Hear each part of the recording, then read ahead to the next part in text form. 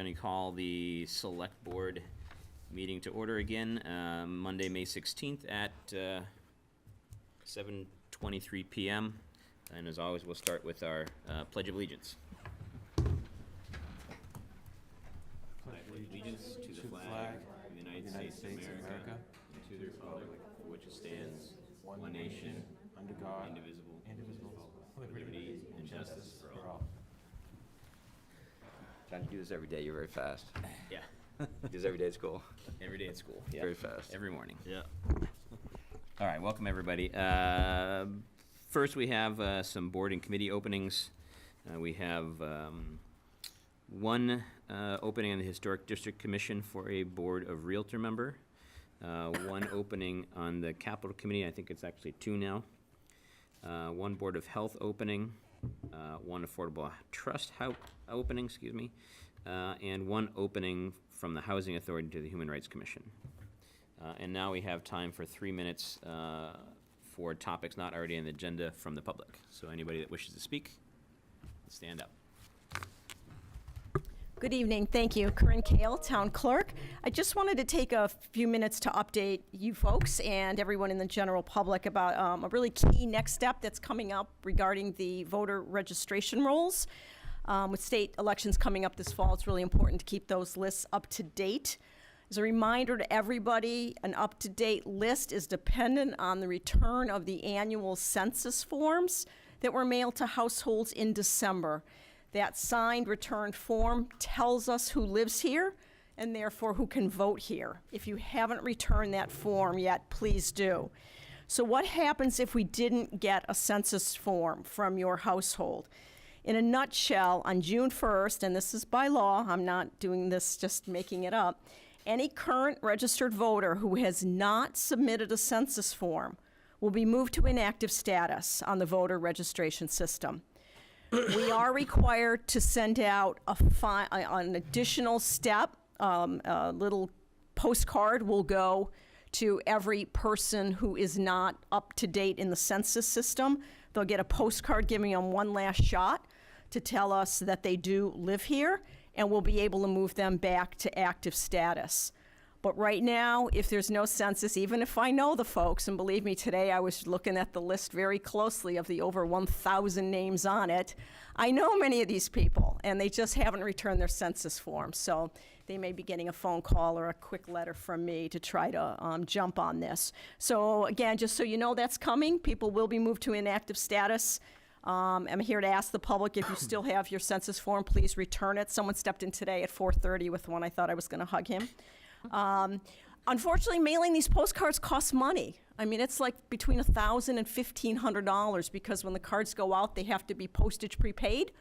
And we hire a vendor to do it because there's over 1,000 that go out. So really not just about the voter list, but to save us a few bucks, it'd be really terrific if everybody could get those census forms in. Worst case scenario, when you get the confirmation mailing, you know why you're getting it. And last but not least, if you show up in September and you're angry because you're an inactive voter, it's because these forms didn't come back in time, and you do have to take a few extra steps on an election day to prove to us that you still live here. So again, summary is no census form, no voter registration in town. So that's it. Just wanted to pass that along. Any Thanks, Corinne. questions? No Good. questions. The only question I have is kind of for Joe and Corinne, kind of by proxy. Can we put out something on our Instagram, social media, Facebook We will. stuff? Yep, Joe already suggested that. Yep. Or on the board. Yep, we had it on the LED boards before, but yes, thank you. That's exactly what we'll do. Thanks for that reminder. Great, thank you. Thank you, Corinne. Mr. Farrell, members of the board, thank you for this opportunity to make Just got to introduce yourself. So we right. know who you are. My name is Jack Davis, live at 57 Lois Street, and I've been a resident of this town since 1975, and currently serving as senior professor of theology and Christian ethics at Gordon Conwell Theological Seminary. And I just had a question and a possible recommendation concerning the issue of the flag policy. And so my question is, when will the board place on the agenda a public discussion of a stated policy for the flag policy of Hamilton? So that's a procedural question. will the board place on the agenda for public comment and discussion a stated policy for flag raising in Hamilton? And I'm sure we're all aware, of course, that in the Boston case, the lack of an explicit and clear policy led to the decision that the Supreme Court took in that matter. So that's my question, will this be a stated agenda item at some point in the near future?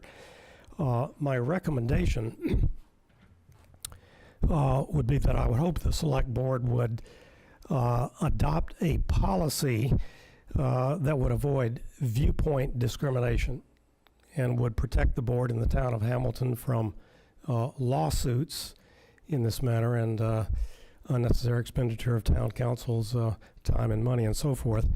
And my recommendation briefly would be that there are two possible policies that would avoid viewpoint discrimination.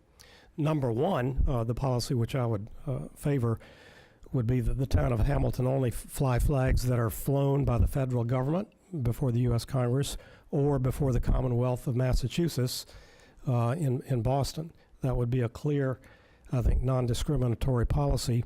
Or the other option, which would avoid viewpoint discrimination, would be simply, well, you fly every flag, given, First Amendment rights of free speech.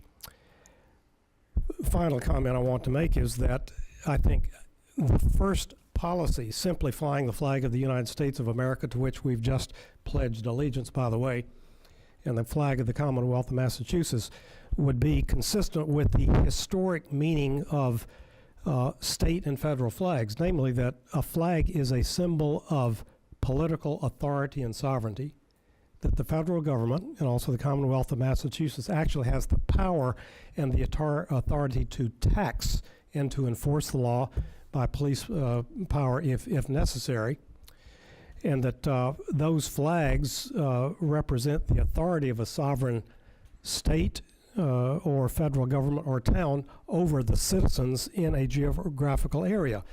And unfortunately, this whole debate about the flag here has broadened, I think, the purpose of the original purpose of government, in that certainly when I voted for select boards in the last election, I was not electing the select board here to instruct me about what nonprofit, non-governmental organizations I should respect or salute the flag to or whatnot. So again, I would just recommend that the board consider non-discriminatory policies that could not be charged with viewpoint discrimination. Thank you very much. Thank you.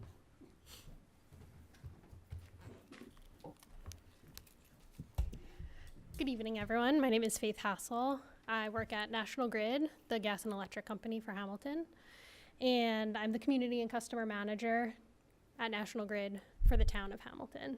I'm here tonight to talk to you about how Hamilton's power is served by two transmission lines, one overhead and one underground that comes from Salem into our Beverly substation on River Street, and then continues to our East Beverly substation. From those two substations, the power is then distributed via the poles and wires that you see outside. National Grid has gone before the City of Beverly City Council to petition for a grant of location to replace the underground transmission cable. The transmission cable was installed in 1971. It is obsolete. The technology is obsolete. It is difficult to find labor to make repairs on this transmission line. It is aging. We've had over 32 leaks on this cable, and we've had additional damage that happened this past summer, which with each leak, with each damage, we have to take an outage on the transmission line, and that compromises the reliability of that line.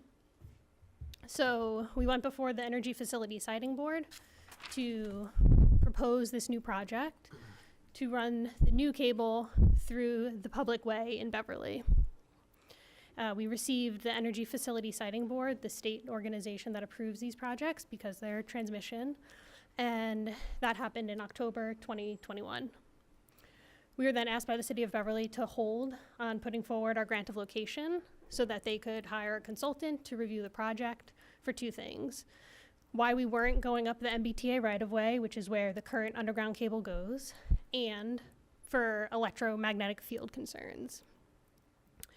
Both of those consultants, at the end of the day, agreed that the MBTA right-of-way is not a feasible route. It would be extraordinarily difficult, if at all possible.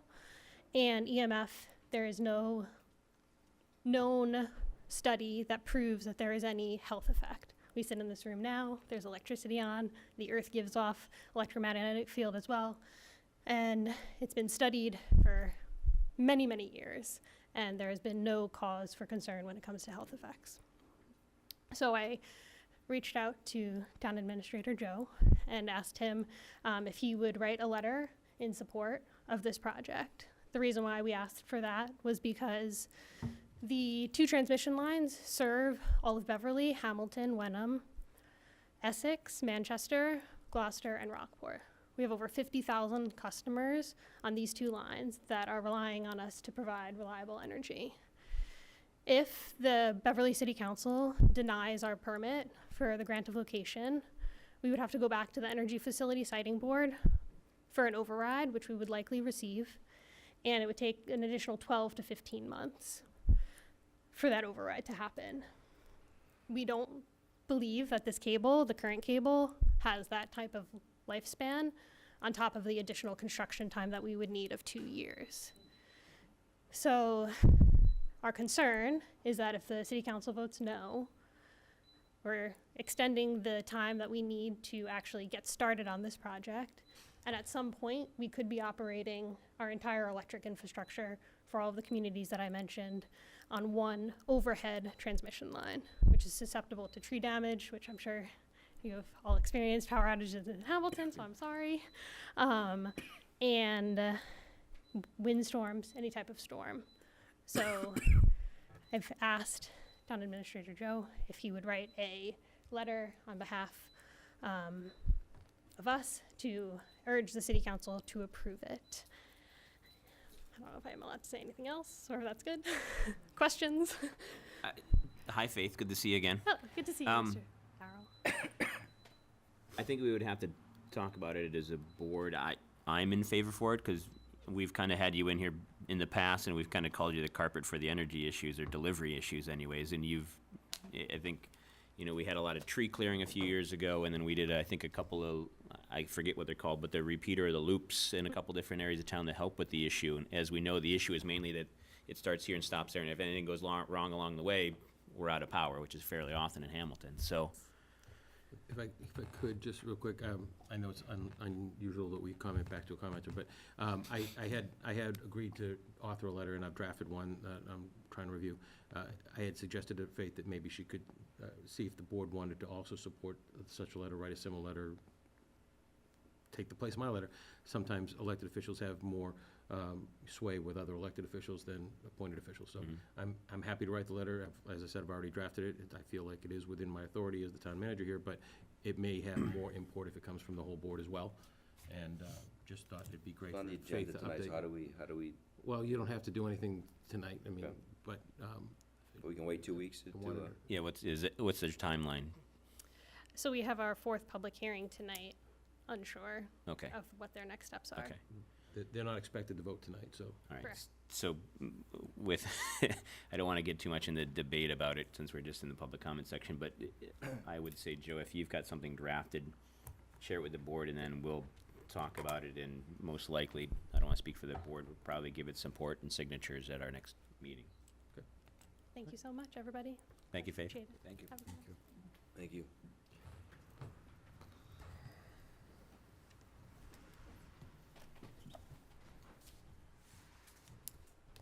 Hello. Thank you for this opportunity.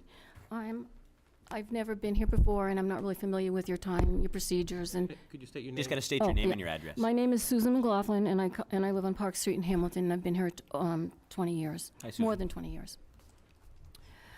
I'm going to read the letter. I'm writing to respectfully demand your decision to fly unity flags at Patton Park in the Town Hall be rescinded. You have approved a flag which is integrally and exclusively connected to one of the major political parties in the United States. It is my understanding that you simultaneously denied a request to fly a Christian flag. This is an outrage. Your biased decisions about which flags will and will not be flown by the town of Hamilton on town property are clearly unconstitutional and politically divisive. Now, first I'd like to say, it's a coincidence that this couple came to speak here against the flag. This was not coordinated. And he was warning about something like this, and here I am. Your flag decisions are antithetical. He's already talked about that.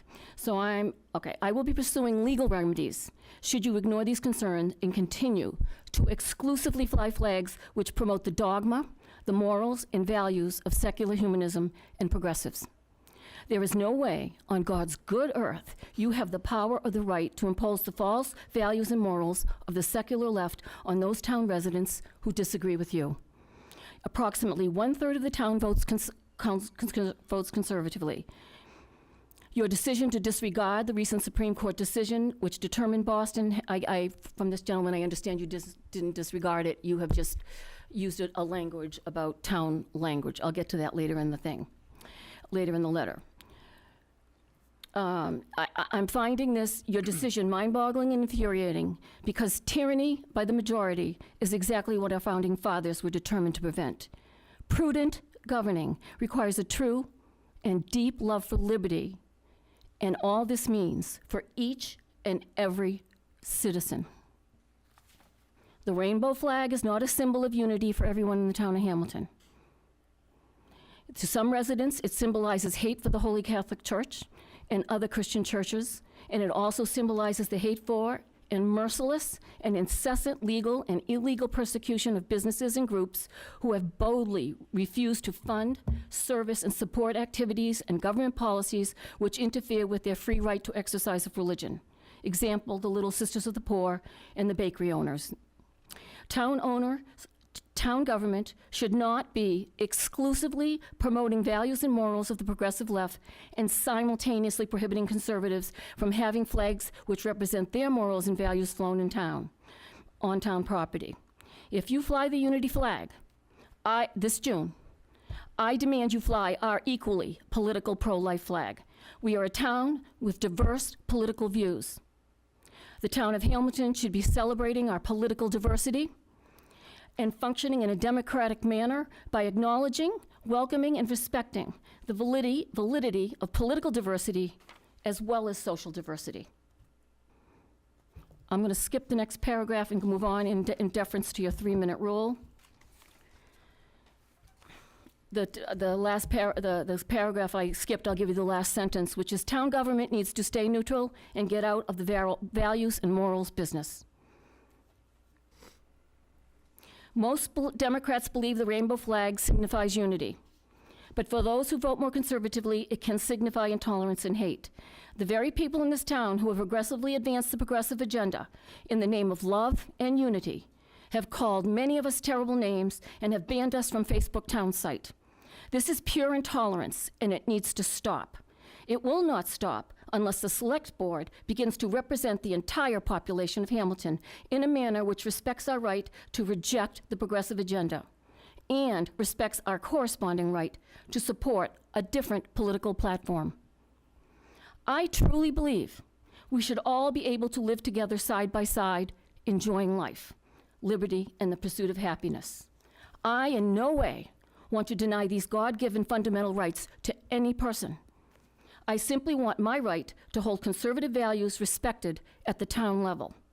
I do not want the town of Hamilton, my town, forcing the onerous religion of secular humanism and its misguided morals and values on me when I am using Patton Park and visiting Town Hall. I hope and pray, in the name of democracy and fairness, you will decide to rescind your decision. Our lives will be much simpler and more peaceful if you get out of the morals business and restrict flags on town property to the U.S. flag, the Massachusetts flag, and the POW's flags. Thank you very much. Thank you, Susan, for sharing your opinion.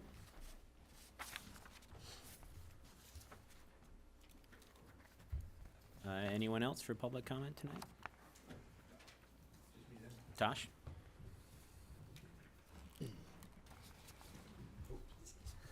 And Tosh, before you speak, I'm not ignoring you. I got your emails, but I've just been busy this week, but I'll Oh, get back that's to you. good. Okay, fine. It covers some of the same ground that's been covered already, so I'm not going to speak on flag stuff, but Yeah. glad you got those, yeah. If we could get on the agenda, that'd be great. Yeah, this has to do, not with that, it's an entirely different issue. Tosh Blake, Sagamore Street, just to identify myself. This has to do with a statement made by a public official at a recent meeting, which that member is admitted official committee. It was the Hamilton Master Plan Steering Committee. That person is not a member of that committee anymore due to sort of procedural reasons. Nothing, they're not on the meeting. But they're also the individual is a member of the Hamilton Planning Board and the Hamilton Development Corporation, and this regards I'm going to recite it. It's a statement this individual, who's a town elected official, said during that meeting. I think this should be of interest to the board. It was at the meeting was on April 14th of this year, Hamilton Master Plan Committee. It's also, the meeting is also we're recorded on YouTube, so you could take a look at when this is 1 hour, 10 minutes into the meeting. The individual said, and this was during a discussion of demographics in town and where the demographic trends were going. There was sort of a disagreement on, where the demographic flow was going. There's incomplete information about that. So this individual said, and I'm going to quote this individual, "We've got a heavily weighted white, rich, old people town, and it's out of balance. It's out of whack, and it's not a prescription for a healthy town culturally, economically, or any other criteria that you can think about," end quote. So when I heard that, I thought, wow, this is a public official. He's talking about demographics, and he's basically attacking a lot of the demographics of this town on sort of protected categories. And I'll just give you, since you've formed a human rights commission, and have sort of been involved in the charter for that commission, I'll just write some of the stuff. There's, some of the things that are protected. They have a list of categories of people. Town officials should not be disparaging. It's race, age, and socioeconomic status. All three of which this individual disparaged. That individual is Rick Mitchell, and my recommendation is that he should resign from all his boards because he's involved in decision making with his town regarding zoning and demographics and things like that. That's pure bigotry and really cannot stand, given the values that this board has espoused, the Human Rights Commission has espoused. And I find unacceptable, and I would hope he'd resign immediately. If he does not resign, I would hope that this board or whatever boards are involved can remove him if he does not resign, because he's simply not fit, in my opinion, certainly, probably in your opinion, given your stated values, for any future appointment and any decision-making capacity appointed or elected in this town. Thank you very much. Thanks, Tosh. All right, any further public comment? All right, select board members, town manager reports. Caroline, anything from you tonight? I have nothing to report this evening, thank you. Jamie? I definitely, in the interest of time, I'm not going to give much of a report, but I assume everybody knows, and maybe Joe will include his town manager report or whatever about Gordon Conwell's announcement of desiring to sell their land, and it will certainly have importance to the town in the coming months and years. Bill, anything from you? No, but I appreciate the public comment. I've been here for a long time, and that was the most dialogue we've gotten, and I promote that, and I think it's good, so thank you for all speaking tonight. I was just gonna say that it's been a while since we've actually had a lot That of was very, public comment. it's very good to hear, so that's why we're here, and thank you and we're here for this reason, to hear what our community thinks, so thank you for sharing. Tom? Yeah, I would note that as well. This is only my, third meeting now, and so I'm glad we got so many folks out here talking. So, but other than that, no comment or update from me. All right, I really don't have anything tonight because we're just we're getting into our liaison roles for this coming year, so I don't really have much to add. Joe, town manager report information? Yeah, if I could just real quick, I'll try not to be very long. Town manager report was delivered to you all today, and will be posted online. There's a lot of good stuff in there, but two things I want to highlight. Superintendent Eric Tracy is in the midst of establishing the school building committee for the proposed, for the potential proposed new elementary school project. He, by state law, by MSBA's guidance and rules, needs a member from each of the two communities that has quote-unquote, significant project construction experience. So we need to call out to the community, if you are working as an engineer, project manager, contractor on large-scale construction projects, we need that kind of expertise on the Hamilton Wenham Regional School Building Committee. So if you could reach out to either me or directly to Eric Tracy to let him know that you're a Hamilton resident and you have that kind of experience that would be helpful to the committee, would be very much appreciated. I'd also mention that we're getting towards the end of the month here. We won't have another meeting until June, so the AP Gardner Post, American Legion Post, is planning its annual Memorial Day festivities, including their breakfast on Sunday morning, May 29th, for veterans and guests, and then the parade, which will muster out in front of Town Hall on Memorial Day, Monday, May 30th, at 9:30, and step off at 10 to the cemetery, where there'll be some services for Memorial Day. So those are the main things, but yeah, since Jamie mentioned it, for those who didn't see it, the Gordon Conwell Board of Directors has decided to put the property up for sale. It was in the Salem Evening News this afternoon. Not much more known right now, but we have had conversations with the leadership at the Theological Seminary for several months, and we're aware that this may be in the offing at some point. We are trying to work with the president and hopefully the planning board to bring forward an article to amend the commercial overlay district that would maybe potentially allow a smoother sale and some kind of different type of development on that site than what would normally be allowed there under the current zoning. So please keep your eyes and ears open for discussions at the planning board. They'll be having a public hearing this summer. They're developing amended language for the COD, I think, starting at their next meeting, and we'll then have a public hearing on it in time to hopefully have this on the agenda, on the warrant, for the special town meeting in the fall. That's all I have for today. And Joe's comment about the Legion and Memorial Day made me think, and I'd be remiss if I didn't mention it, but yesterday I was unable to attend because I had other things going on, but yesterday was Peace Officers Memorial Day, where we have a kind of a usual ceremony at the cemetery to honoring all of our past police officers. All right, on to the consent agenda.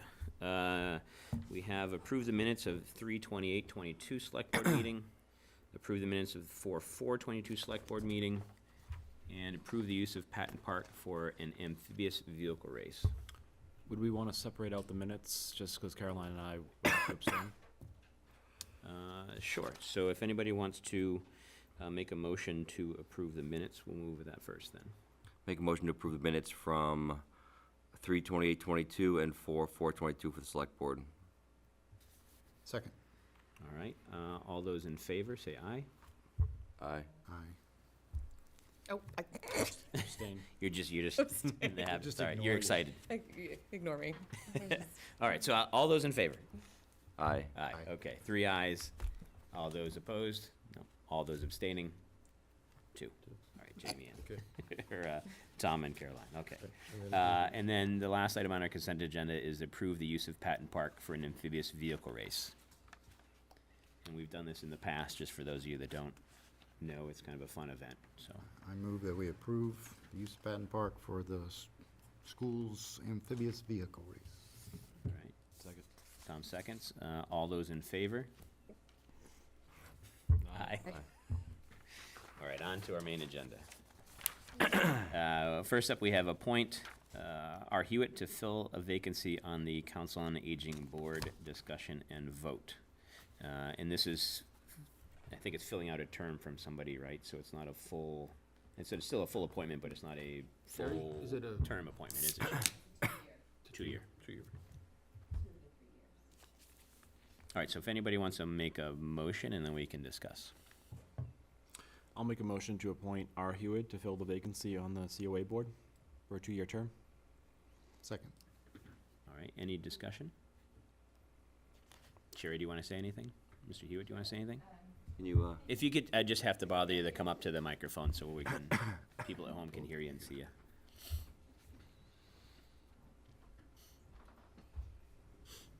So I'm Sherry Leonard, 229 Lake Drive, and also the chair of the Council on Aging. And we've had the opportunity to bring Dick onto our board at the Council on Aging. He followed all the procedures of coming to a meeting and sitting in attendance. He submitted an application as well as a short resume, or actually quite lengthy resume. And then the board made the decision to come before all of you. So I'll turn it over to you if you have any. Hi, Dick. Hi. What do you want to say? Just introduce yourself to us. Okay, sure. My name is Dick Hewitt. I've been in Hamilton since 1989. I've been involved with the Council on Aging probably for the last year, initially helping Sherry determine what the members wanted going forward, and then actually becoming active I was asked to become the trip coordinator, which I said I would do it. And I've been involved in organizing outings for the members, initiated a series of what we call lunches, where they go out to a restaurant once a month, say, nicknamed the Lunch Bunch, for want of a better word. And just really, I like them, found that something I very much enjoy doing. I like the members. There's a story to everyone you speak with. And I like helping them. I like actually doing this for them, and I really want to help the organization. I feel very strongly that the membership does not include the whole of the community. A lot of people say, Council on Aging, that's not for me. You know, they tend to be a bit skeptical about it, and I really want to try and get more people involved. I rest my case. Well, thank you for that. Any further discussion or questions for Mr. Hewitt? No, I mean, thank you for volunteering. I mean, you have 6 things on your resume in terms of volunteering, so obviously it's important to you. Yeah, I've done, my initial volunteering stint was with when Jeff Chalgren was organizing a committee to choose some software, and I was kind of roped into that. I also was involved with Joe Bonino, who used to be the tech person at Hamilton Wenham High School, because I was working for Lotus at the time. I worked in IT. And we were talking about building an application to handle some of the records, and a Lotus Notes application. So I got quite involved with Jill on that one, and it was fun. Excellent. No, thank you. Any other questions or comments? All right, well, thank you very much, and I think we'll move to the vote. So all those in favor of appointing Mr. Hewitt to fill the vacancy on the COA, say aye. Aye. Aye. Thank you very much, sir. Welcome. Thank you. Yeah, thank you. All right, our next item is appoint R. Maidmont to vacancy on the Recreation Committee, discuss and vote. And we do not have a current recommendation, so I'll ask to table this. People okay with that? Somebody want to move to table it? Yeah, I can't do it, but somebody else can. Thank you, Jamie. Table. All right, so table that to our next meeting when we get all the full packet information. All right, next we have Hamilton Environmental Impact Committee, possible charge and membership, discuss and possible vote. And you have a couple members, I believe, on Zoom who, from the Hamilton Wenham Climate Action Team. I see At Bob. least one. I see Bob Knowles. I'm not sure if there's anybody else. Yep, I'm here. Hi, Bob. Hi. And so tonight you're kind of the part of the CAT, right? So Yes. we're thinking kind of a little bit broader. We had a recycling committee, and then it moved into a waste reduction committee, and it's fairly defunct now. So we're hoping that this new committee in charge will kind of fold kind of everything into one committee, so that we can have it all kind of in one place. And so, Joe, do you want to add anything to this, or other folks on the board want to comment? I think the idea for the Environmental Impact Committee as opposed to Climate Action was actually Caroline's idea. It's a great name. I'll defer. Oh, thanks, Joe. Yeah, I mean, what Sean said, I think I really liked a lot of what y'all said at town meeting, but I did sort of glom onto the fact that we're more powerful as a regional. I mean, I don't know if y'all, are the CATs a coalition or a group or a team? That's a good question. Bob, can you answer that for the CAT? I can. Thanks for having me, Bob Knowles, 201 Main Street, Wenham. and on here on Zoom, and we're really we're a group of volunteers so far. I mean, as you all know, we got our climate action or climate change resolution passed on April 2nd at the annual town meeting. So as of today, we're all volunteers. There's 5 of us that are founding members, and I wanted to be on tonight to see, number one, I guess, is there a vote required by the select board this evening to actually codify, as I understand it from KP Law, what happened on April 2nd? That's number one. My understanding from you all and Joe is that there had to be some sort of formal authorization tonight around the resolution that was passed. That's number one. And number two, what we were hoping to start tonight also was the formation of a formal committee that would have, several key stakeholders from town government and citizens. So I guess that's what my expectation was for this evening. But it seems to make sense to fold us into the environmental impact group, as long as we're all on the same page and meeting the same goals of net carbon neutrality by 2040. Yeah. So I'll stop there. In response to the creation of a committee, I'll speak to that first. So essentially what you said. So the climate action team, I think we want there to be you guys as a group of volunteers having a set of recommendations that are specifically centered around the climate action proposal that you guys put forth during town meeting. But that sort of lives within the panoply of all of the things that we want to do as a town to sort of reduce waste, be more environmentally conscious. And so we wanted the commission to be a little bit broader so that they can sort of assess all of those different opportunities and then prioritize them appropriately, rather than just establishing a singular climate action committee that was focused singularly on sort of the recommendations of the cats, but sort of be able to take all of those things together and make recommendations based on sort of all of the things available. So that's how we sort of transitioned it from specifically a climate action committee to an environmental impact committee, and then rolling in sort of the waste reduction stuff back into that. That makes sense to me as one of the founding members. As long as the resolution, which we all passed overwhelmingly passed at town meeting, as long as that's a key part of what we're all doing here tonight.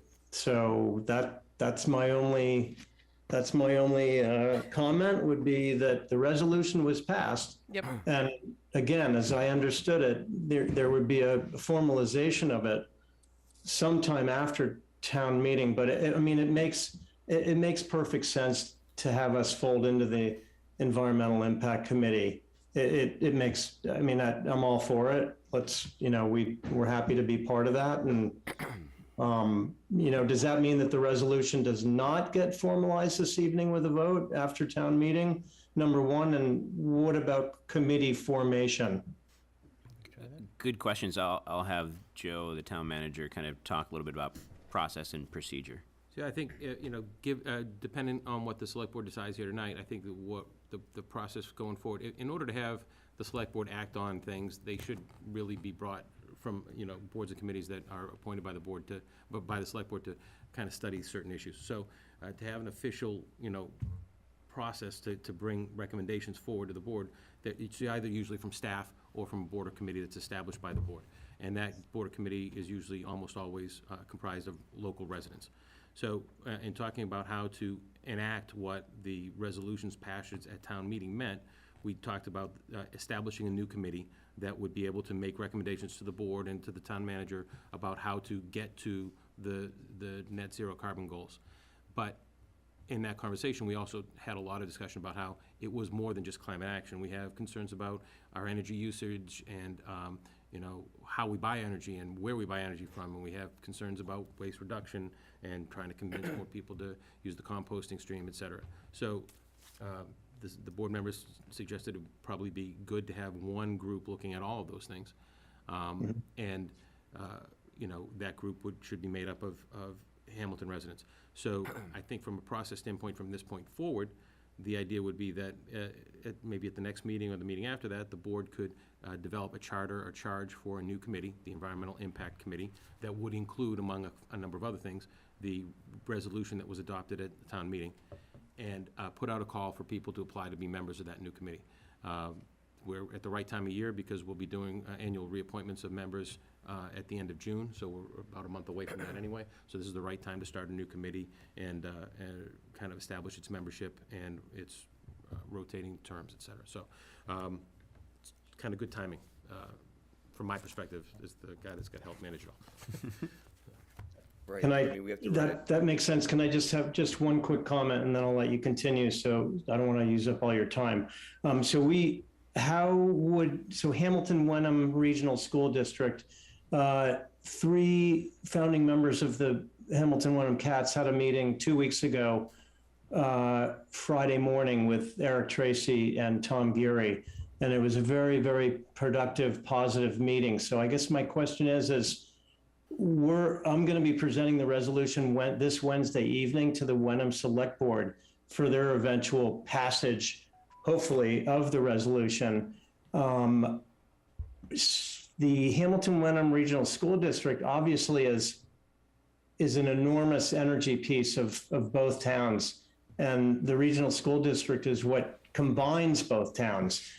I would only ask that somehow the regional school district is involved in this environmental impact group, which would help kind of bridge the relationship between the two towns. So in other words, I guess, once we do get Wenham on board, we would just need to think about at one of the next select board meetings how we're going to all work together as one town under the umbrella of the regional school district. Does that make sense?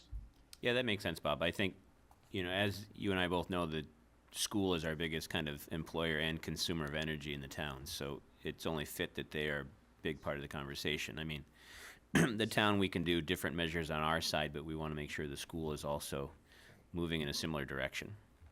Have you proposed anything to the school committee? Not yet.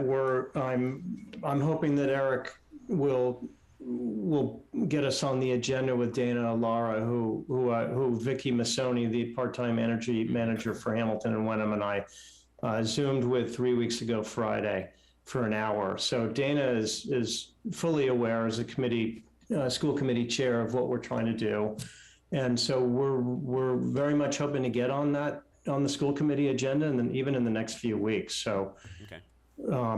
That'll help a lot, I think, to keep moving things forward. So Joe, how many boards and committees have representatives from both towns? Just the library trustees? The rec, The library trustees, the rec board. I think That's it. We could follow that format? Or would you recommend more of a steering group than a committee? So the committee that you appoint is going to act in your best interest and the town's best interest in how we pursue these things. Right. I understand that the cats are working regionally across the two towns, but that really, given our kind of organization as a town, it And our doesn't work. budget, and our separate budgets? Well, it doesn't really work for us. And so, we can't We've have. got a difference, if I can interrupt for just a second. In the past, when we've had things like this kind of happen, we always kind of want it to work out, but a lot of times, unfortunately, it doesn't because of the form of our governments. Wenham is a 3-person select board with a town administrator. We're a 5-person board with a town manager, excuse me. So it doesn't quite always gel the way the politics work in it and the structure. But if Wenham moves to that 5-person board like they're talking about, they'll still have a town administrator, but it may change the dynamic a little bit. But we also share the budget and responsibility for those other departments, the library and the rec, and even the school committee. So it makes sense that we have shared committees there because both towns support the rec department, both towns support the library, but all of our other town departments are exclusive to us. So it makes it really difficult for us to share decision-making responsibility about how we Managing do things. the how we lights No, I budget. get that. at That's- DPW no, I and get Wenham. that, so I'm asking for a solution, because I don't see Well, how is it works. are the cats, there's not slated to be a disillusionment of the cats, right?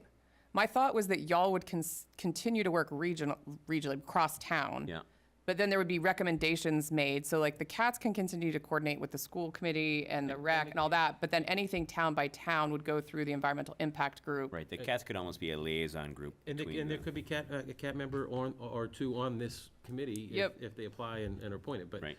it's not to segregate them or get them out, it's just that in order for the town to make decisions, it has to, Yep. come through a town process. Let's start making this somewhat decisions, right? So are we recommending a steering group or a committee? I think you're recommending it. I think it's gonna you're be a recommending committee. A committee. Okay. So now we It's have gonna to, be a committee, and then we gotta talk about the makeup of it, right? so now we have to How write many the char- we have members, to write the charter. how many are appointed, how many are from other towns and not committees and boards in town, as a member of the CAT on it, that kind of stuff. So who would like to, gonna be some lifting, but do we have any time constraints? And number two is, who wants to draft that up? And if I can just sidetrack for just a little bit, Bob, I know you're still on, I have a kind of a question. You said you're going to the Wenham Select Board upcoming meeting? Yes, Wednesday night at 6:30, yep. And we're on, I believe we're on the agenda to present the resolution, yep. And this is kind of another thing where we're kind of tying ourselves together, but not at the same time. Is the resolution the same as resolution that Hamilton passed at town meeting, or at least the idea of it? It is it's not the completely sanitized version by KP Law that was passed as a warrant article, Yeah. but it's 90% of that. It's basically the same idea. Okay. I just want to make sure that it's not two totally different things, that we're, as long as we're on the same page for the most part. They're essentially the same document. Okay. So, to Bill's comment on structure, when we had our waste reduction team, how many members do we have on that? Was that 7? Or was it 5? I don't think It was at least 5, and I'm not sure if it was 7. I would recommend I- 5, but. I would recommend 5. I would recommend 5 as well. Yeah. Any other thoughts? We started And then we gotta with look three, at the might have trouble structure. Getting 5 applicants. So- Right. We have enough trouble getting. How many people are on, CAT? There's currently 5 They currently have volunteers. 5. And they're from Hamilton and Wenham? Oh, No, Hamilton and Wenham, yeah. there's a There is mix. both. Yeah. Two of us from Wenham, 3 from Hamilton. Okay. Yeah. And sorry, our thought process here is all positive. We just got to make sure we go through the right. I mean, we're Right. 100% supportive of it. We just got to make sure we do it the right way. Yeah. That's all. So Yeah, that makes sense. All for it. Yep. Would it help if we outlined the charter first to understand what are the tenets within it? So it's like, this is one of them, but to your point about getting people involved, like environmental impact is a multifaceted problem, Right. right? So like, I don't know that people are clamoring to be on the trash committee, but Right. that's one component, plus the net carbon I climate. think we got to take a charter and then massage it, wordsmith it, add some things, delete some Right. things. But what should we use as a template, and then we can. So I think can we find a template to work from, or to create it from scratch, and then Right, I'm trying to think when we did our last committee forming, HR, the human waste rights. reduction and the human rights, human- because we switched the recycling to the waste reduction, Right, kind we of wrote- rechartered them a Human rights, little we bit. wrote a very significant piece for that. We wrote something, maybe we can use that as a partial pull from template. some stuff, right, as a template. Because I can't remember if Human Rights or the Waste Reduction Committee, the Board of Selectmen gave some kind of parameters, and I think then they worked on it themselves and came back to us for approval once they talked more about their we mission should have a statement steering stuff. committee help us write the charge. I don't think we need No, a I committee don't to think do so, it. it's complicated Just too ask, much. or we ask Hamilton and Cat to maybe give them a template and have them give us some suggestions, not a draft. It's Bob again. Could I make a quick comment? Sorry to interrupt you. No, go ahead. Yeah, go ahead. Our resolution calls really it has 4 buckets. One is energy efficiency, meaning what's the low-hanging fruit, by way of example, at the high school.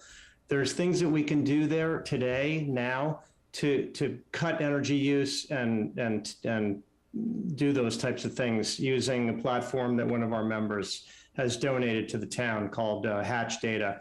Number 2 is net zero carbon, more clean energy. Number 3 is full electrification of all the municipal vehicles by 2040, EV, police cars, et cetera, et cetera. And the last bucket is all those things around recycling, plastic reduction. So, I mean, we're really covering a lot with those 4 buckets. So, in a way, we already are an environmental impact committee. We're not a committee, but we're already covering 4 massive ideas around environmental impact. If I've forgotten anything in those 4 buckets, somebody please tell me, but we're covering a lot there. Well, one of the things that I'm thinking that we should be paying attention to through this committee is actually impact to the environment around us due to climate change. So municipal vulnerability resilience, the MVP program, our ability to utilize that to pursue grants that will stabilize and make more resilient our infrastructure so that we can respond, that we can resist the impacts of climate change. I know that your group, Bob, is really trying to focus on reversing our impact on the environment and thus reducing climate change, but we also need to be able to deal with the impacts that we're already seeing. Right. So True. if I may make a suggestion, and we can debate it too, is that I would say that maybe I'll throw you under the bus, Caroline. I'm since waiting for it, You've so kind go. of Okay. initiated some of this too. I think that maybe if you volunteer yourself and maybe we have one other member and we kind of make an ad hoc little subcommittee and we look at the resolution from town meeting and someone talked to Bob about their kind of overall plan for that. And then we look at our waste reduction committee's charter and mission and kind of mash them together with the overarching view that part of this will be looking at our MVP status, the mass vulnerability stuff, because we do have grant availability from that, since we've done that, I'm gonna call it a report, but what do you call it? It's a We did a plan and. plan. A plan. Yep. And so basically, within there's some grant opportunities for, like, you can get trees or different other types of mitigation to reduce the, rising sea levels and oxygen levels and all that kind of stuff. So kind of folding all those things together and then bring something back to us that we can look at. And then I think we can kind of piece that together and then form the committee and then have them also review it. And see if there's anything that we missed when we were doing it, and then come back to us if there's something that needs to be changed with the mission statement or the charge. Sounds great. Jack, you just gotta come up to the mic, sorry. Just a question for the speaker there or for the select board. Would, under the category of mitigation and climate change, increased wind damage to our power lines, that's a constant problem in the town of Hamilton. So could that be part of the agenda to, work with Mass Electric or whoever to sort of be preemptively concerned about loss of power due to high winds and storms? Yeah, that's part of that, I agree, I that's think part of it's that all part resilience. of that yeah. mass vulnerability plan. It was kind of soup to nuts on a lot of things, and all the information it is very scary and horrifying. When you look at the average temperature ranges and stuff like that, they're going to happen in the next 20 years in our extended kind of heat seasons and extreme shifts between cold and hot. And sea levels is pretty eye-opening. So I think all that, Jack, will wrap into the plan because we're looking holistically as Hamilton in particular and then all of Essex County, right? Because we're just not an island here. There's a lot more other towns and stuff like that are closer to the ocean that are going to be affected in the next 20 years. We may be oceanfront property sooner than we think. No. And the world's taking seriously. We were just hired by a large corporation to make their facility net zero by 2030. So basically 8 years to do it. Mm-hmm. So people are making the investment in it. We should just be proactive with what we can do. Yeah. Right. Okay. So is that a decision that Caroline, is there another member that's gonna volunteer to serve with Caroline on the ad hoc? Anybody want to throw their hat in the ring to help Caroline? I can work with her on it. Bill, All right. I'm so grateful. All right. Is And that? yeah. I think we're. Is Yeah, that I it? think it's a We got good anything else we idea. wanna- And once again, let's just set expectation, right? It takes a while to do this, Yeah. so it's going to be at least three meetings. Yeah, Bob, to your kind of, I'm sure you're anxious to get started, but as if you haven't had much involvement in local government or government in general, some things take longer than you want them to. But we are positively in favor of this, so it will move forward. It just may take a little bit to figure out the procedure and how everything's formed, but we'll get there. It sounds great. I've been in the utility scale solar business. It's for 12 years now. Most of my work has been with municipalities. So you know what you're up against. So I'm aware. We really were just to set the expectation, and then I'll move. You can move on, and I'll. But we were hoping to use this summer to really get things in place so that we can come out of the gate in the fall, and I think that's start reasonable. tackling some of these things. So it works well for us, and thank you all for your time and expectations and everything else. So thanks very much. Appreciate Bob. it. Thanks, Bob. Yeah, I think in our kind of next biggest challenge, hopefully it's not a big challenge, is once we get all this set up, and then it's getting some volunteers to populate our board. All right, up next, we have cemetery perpetual care transfer, discuss and vote. Joe, can you fill us in on?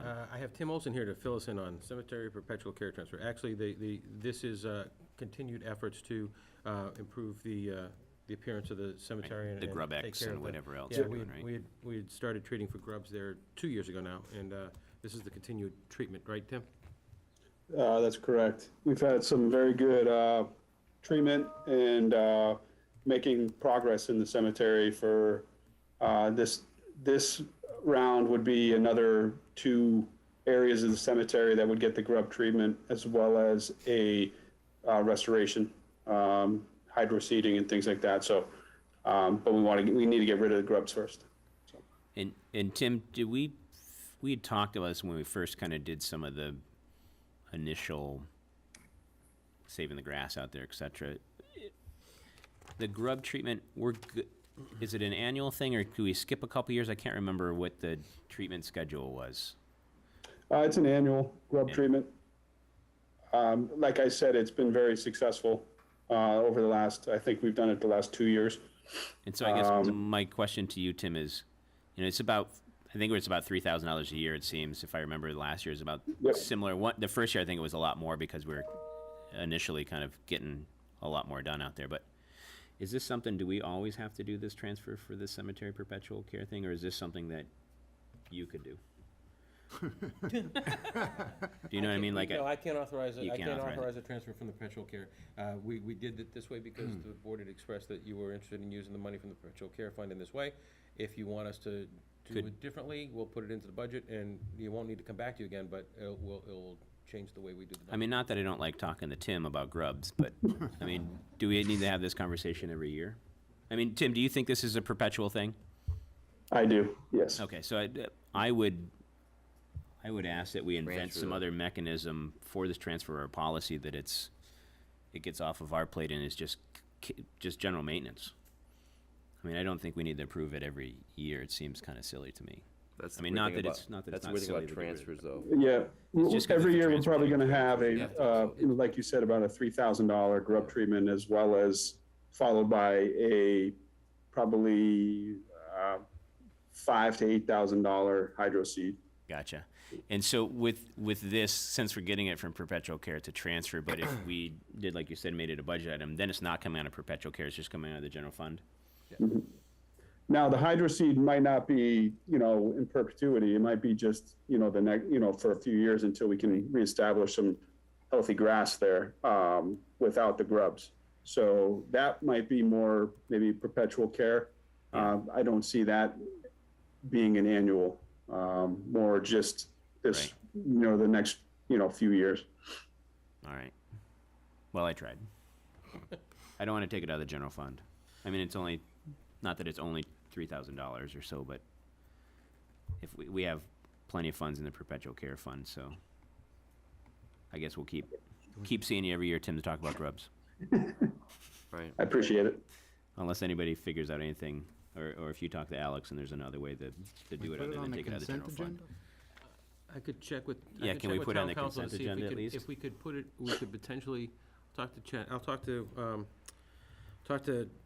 finance director and town council to see if we can add it into the annual transfers that we normally do. Yeah, I think that's a good way, because then we'll just do it, at that time, we're doing all the rest of the transfers. The one thing I'm thinking is they're gonna say that the perpetual care fund doesn't need to go to town meeting. Those other transfers For have the to go to town meeting, right? But can we add to Worth an ask. transfers? All right. So, does anybody want to make a motion to do the transfer? Can I make a motion to approve the cemetery perpetual care transfer You can. for the grubbing per the proposal attached? You did. Anybody second? Second. All right, all those in favor say aye. Aye. Aye, the ayes have it. Thanks, Tim. Sure. You didn't talk enough tonight. Do you want to stay on? Oh, he's gonna stay I on? think I'm on still. I think I got something else. You got plenty to say on this one. So later this afternoon, earlier this afternoon, a little bit later than your packets, Tim forwarded to you guys some email regarding a very complicated water abatement, and I think we're looking more as guidance from you tonight. I'll let Tim take it over here, because I will absolutely confuse it. There's a lot of information. There's a lot of Yeah, information. definitely. This was a kind of a interesting one that I've never really had in front of me before. So I more so wanted to come in front of you tonight to ask for, just we can discuss it, ask for your opinion, and I need to get back to the resident. Long story short, and I will keep this short, we had a water abatement that does qualify underneath the current abatement policy. However, the leak was on their irrigation system. And if you look back at the trend, the resident did say the irrigation system was not on at the time. But if you look back at the trend, the last few years of similar quarters, to me, it's pretty obvious that either the irrigation system was leaking and not running, or they were actually using it and it was leaking when they were using it. So I don't really know for sure if they were actually sprinkling their lawn, but there's definitely high usage that is very, there's a pattern over the last few years. So with that said, they do, if you go by the numbers and you go by the policy, they do qualify for an abatement due to the amount that they had in this past, I believe, the November bill. But it's one of those, are we going to be starting to grant abatements for irrigation leakage, especially during summer months when there's, we have a seasonal ban, which does not prohibit sprinklers, but it does prohibit them from 8 p.m. to 8 a.m. But also it was a considerable amount of water that was irrigation, which is more of a luxury, obviously not a necessity. So I just wanted to kind of get your opinion on what your thoughts are, and obviously here to answer any questions you have. But it does seem like they do qualify, but it's based upon a leak on their irrigation system, which doesn't really spell that out in the policy, but kind of want,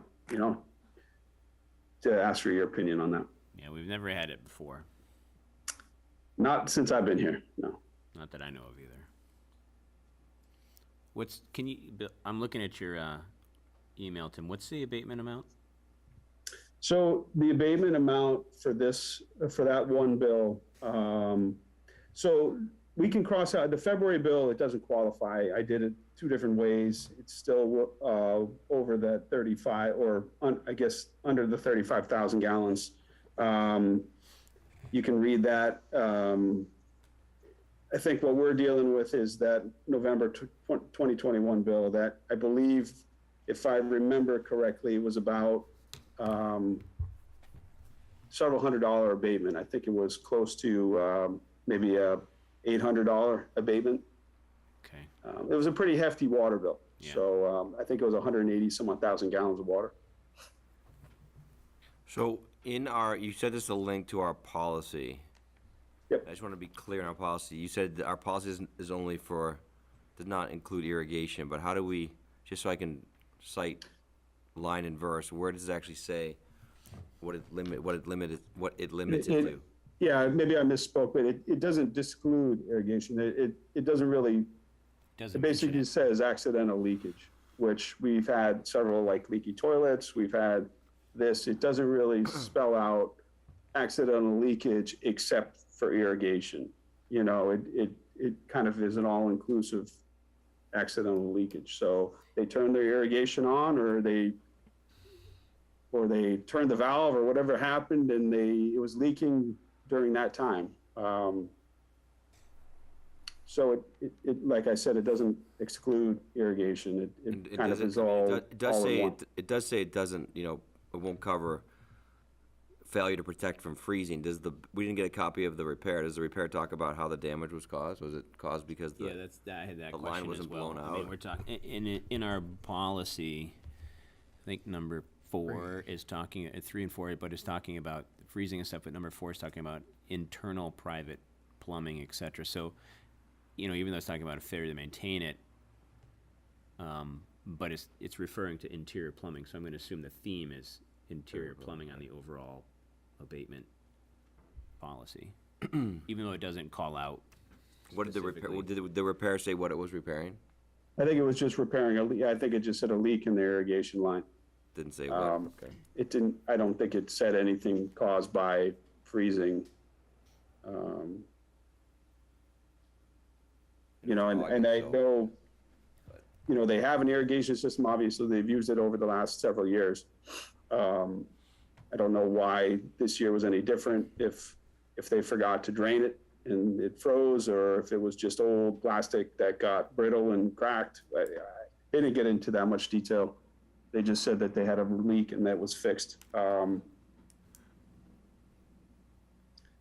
yeah, I'm not, you know, interior plumbing, I'm not sure if that, you know, if that's the difference right there, but it could have been an irrigation system within their house. I mean, you know, in their basement or something like that, so.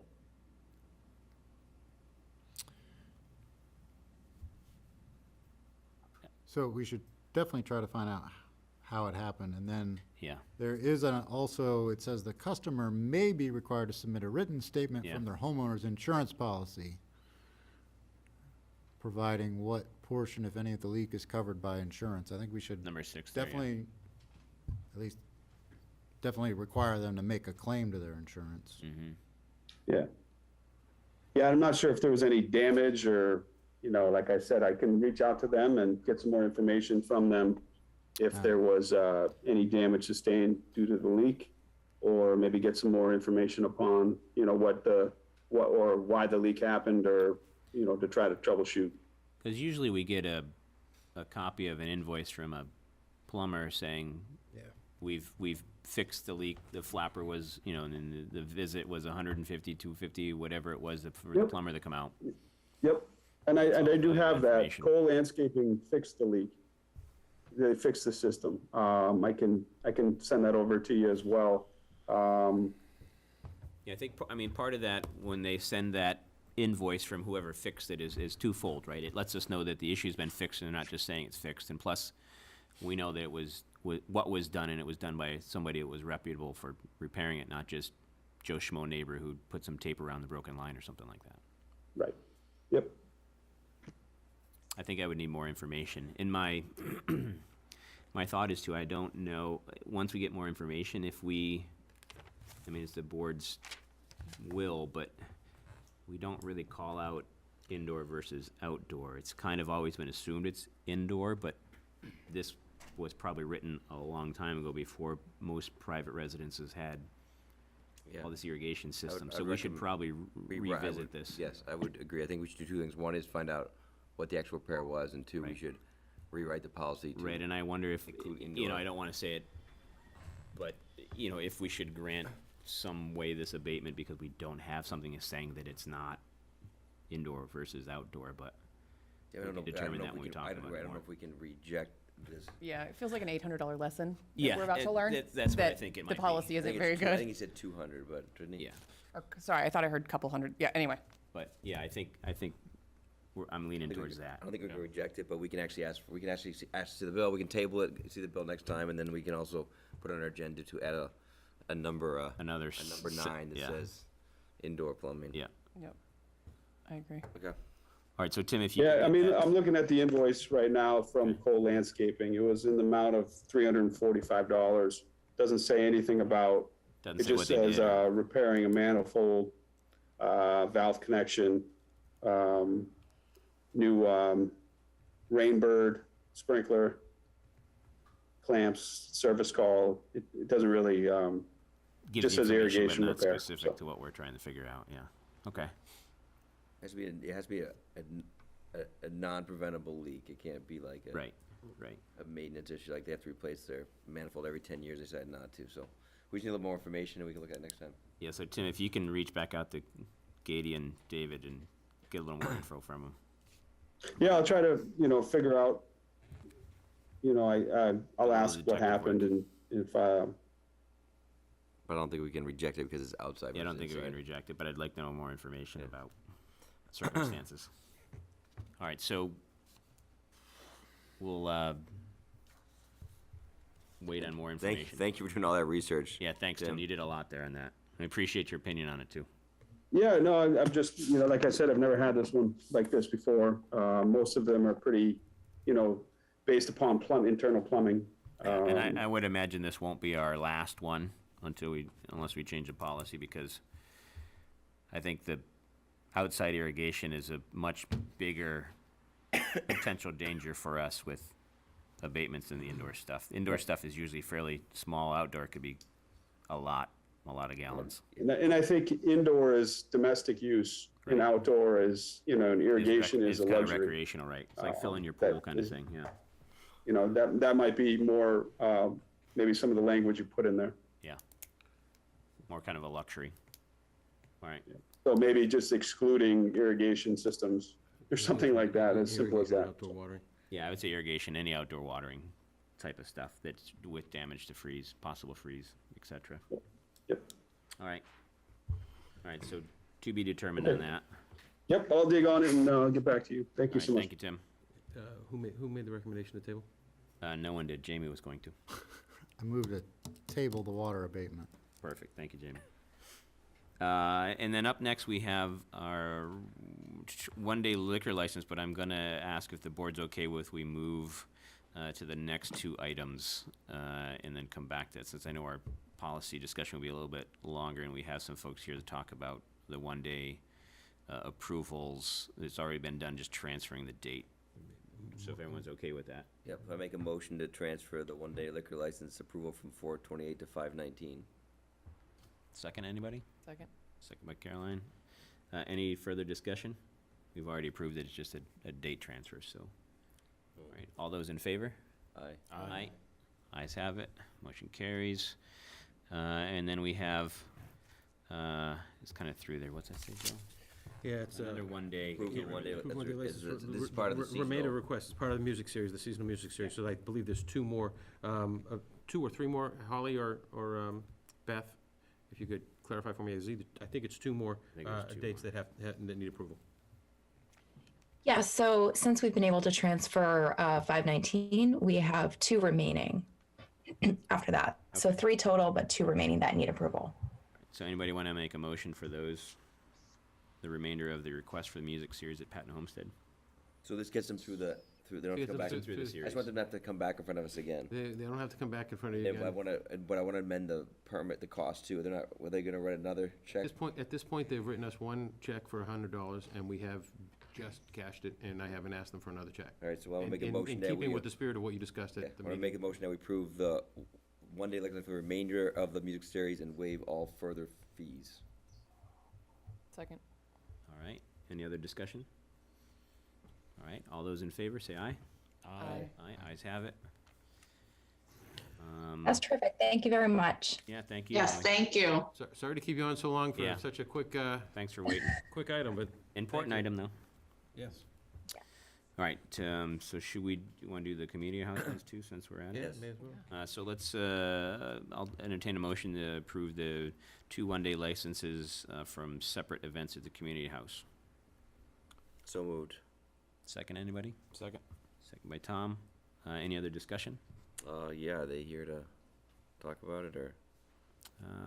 They I see don't Russ. always come. They usually, They're not their events, they're just responding on behalf of Okay. renters. right, they come if it's like a Let me community just, I house just want to event. go to it because I didn't Yeah. spend more time on the other ones, but what's the, they have everything that we've asked for? Yes. Yeah, everything's all set. Everything's all set. Sorry, give me 2 seconds. Yep.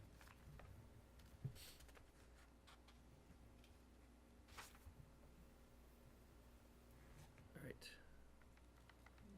Are you looking up in the packet? June 18th. Yeah. 4 to 9.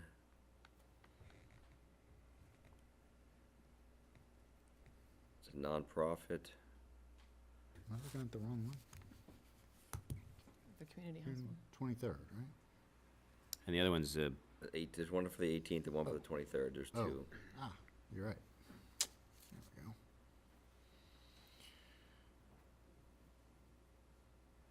Oh, this is Essex Brewing. This is one of them. Are they both Essex Brewing? No, those two were the, Oh, Summer series. go down a little bit more. no, but it says June 23rd. It says the community house, Oh, did I pass it? but then there's nothing. Doesn't say who's the. June 18th, Community House. June 18th, Community House, 4 to 9, 120 people. They've already spoken to the police and have everything they need there. And they have a regular, and then June 23rd, 7 to 9 PM, 50 people there. It's a social event. What is it when it says on file? What do they mean by on file? They keep alcohol coverage on, and they give it, we keep it on file. So when Community House comes in, because they come in, So you They have come in that? often, we already have it. They You have don't a ticket submit of it every time. insurance. You have the tips. Yeah. they're, Since they're kind of a repeat customer, Okay. we just have it.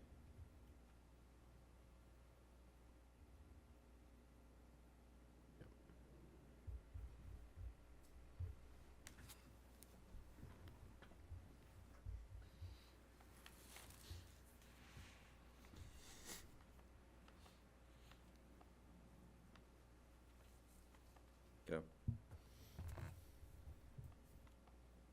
You good? You still looking? I was just wondering who the vendor was. But they're just doing it themselves. Oh, This Community House is pouring. Community House is pouring, they'll buy It's it, they'll probably buy it, they'll buy their it from a in-house licensed. catering, Yeah. whatever it is. I can't remember the company, but yeah. Their vendor.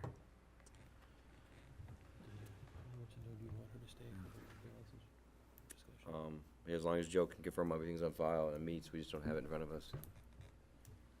Say that again, Bill. I'm Just as sorry. long as Joe confirms everything's on file, we don't have the information to actually validate that. Right. It is all on file. Okay.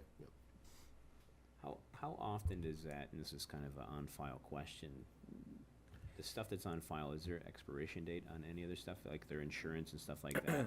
Like, we should probably, for people that we do that, just kind of make a note of when things expire so that we're not Okay. approving something on file that's an expired or non-updated. You know, not that they would drop their insurance, but maybe their policy's been updated or their sunset date's different. Okay, I will confirm that for you, but I think we just need to, I mean, that says the servers are tip certified, but what do they, I mean, do they have like one tip certified, or do they have like 5 and they pick from the 5, or it's like, think I it don't want to depends just have on it on them. file, but that person doesn't show up at the event, and then they have something on file, but it's for somebody who doesn't show up at the event. Because we don't have a name here. That's one of the things I think we should put in our policies, like, if we're gonna get away from the 12C, it's fine, but you need to put in the application who your server's gonna be on that day. So you can verify, like, you don't just have. So these- like you're saying, if Community House has an event and it's whatever their in-house caterer is, and they have their 3 tips trained people or whatever, depending on the put the crowd name- size, it says so-and-so, here's their tip certificate kind of thing, like a serve safe type of thing and Yeah, because whatever. I mean, once again, that's the only thing that we're at risk for, is that there's not a table of alcohol sitting there, right? So we want to know the responsible party who's serving the alcohol. We have no idea from the application who it is, just says on file. So there's some risk there, that's all I'm saying. Something happens at an event, and they say, well, who is to serving the alcohol? I have no idea. Just says on file. Right, but I mean, I guess if it's on file, we're assuming that it's updated policy that we have, but it's also they're using their, It could be an it's Community employee, House are using their caterer, or it could be an employee of, right? could be an employee of, But you know, these are a month out, they probably haven't even scheduled who they're going to assign to those nights, or who's gonna work those nights.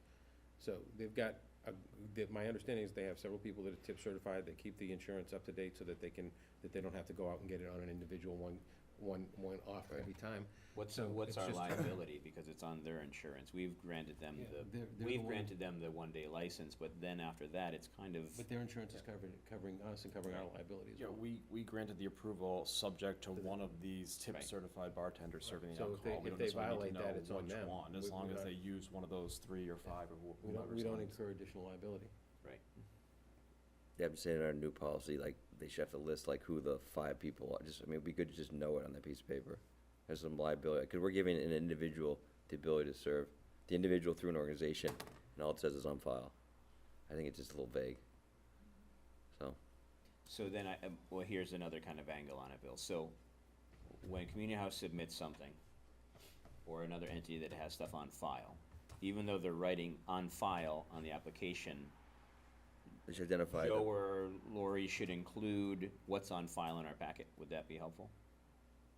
Because then we're not, I we think don't that have when to some, I think submit that it when every somebody, time, but we're getting a copy of it just so we I'm make mo- sure that it's. yeah, more specific about who's the server is, because there could be, they could give us one tip certified thing that's on file, they check the box, but how do we know that's the person who's gonna be at that event?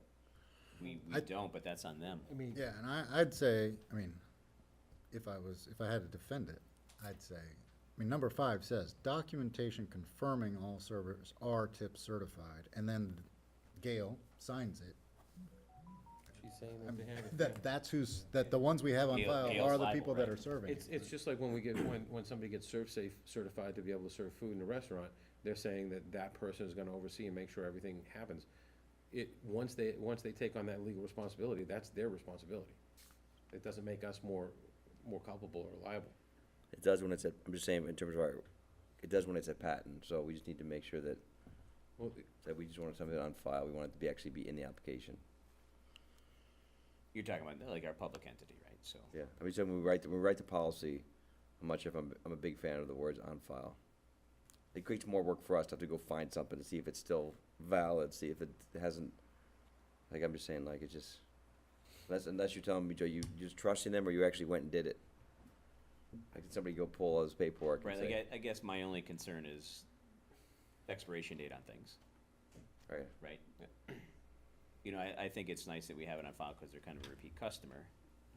But in the same vein, if they're if they change insurance companies, or, you know, I doubt they would drop insurance, but, you know, if someone did and we just had an outdated policy or something like that, it wouldn't be good. I mean, what is the lift on us for checking on file? I mean, is this a paper file? Do we have them stored on a computer somewhere? I'm just wondering, you know, rather than having someone print out a certificate, you know, drop it off to us or email it to us, if we have it on file, we get this application, we do a quick look on our. And maybe it's, like you said, maybe, sorry to interrupt, but maybe it's just a policy that if it's on file, Lori or who is ever doing the application goes, okay, Yep. I And verified it. And that on file document is expired, it's an email back saying it's expired. Right, we but don't even- what I'd say, put the onus on them. If it's on file, it means they should have a copy of it, it's attached in a PDF to an application, and it would take a Community second. house, you're saying. Yes. Yeah, put the onus on them to make sure it's that. No, that's what I'm saying. What is on file means we have to spend our time to go look for a document, right? Why don't you put the onus on them and just make sure applications, like, where does it say that the thing's gonna be on file? On file for electronically is a PDF attached, it takes us 5 seconds to attach a PDF to a document. Yeah. If they have it, if we have it, they have it. Yeah, I'm okay with that. Yeah. That to me isn't heavy lifting. No, it's not heavy lifting. It's not like it's, If someone came and audited our applications, they'd be like, you approve this, there's nothing attached to it. yeah. Alcohol's pretty, you know, I mean, it's like, you know how seriously it's regulated, so it's just like, would make sense to just have our ducks in a row. I'm okay with approving it today, but I'm just saying, like, our policy should be, No, to dictate that. I think I'm okay with that. I'm okay with them sending it. I mean, because like you said, if they've got the file on their computer, their hard drive, whatever, it's just, they just attach it. Or drop it in a Dropbox or whatever. It's quicker than us going to find it. Or maybe even, this is getting a little bit more convoluted, but there's a Dropbox for all this stuff. And it just goes into the Dropbox and you can just pull it up. Here's our one-day liquor licenses. You open the folder, there's the files in it. You verify it and share the link with us and we can go right into the file and look at all the stuff in there. I think it's just making a PDF with 4 pages to Yeah. it. I don't think it's more than that. Just make sure the application's Does it complete. have to be for all? I mean, the sketch plan showing where alcohol will be served has never changed, For community house. right? That's right. I don't know So that I agree with that. why would they I have to think it's submit changed. the same sketch like, I understand the tip servers. It just seems precious to have them send us, like, a certification of liability is updated yearly, so we would annually want them to update it.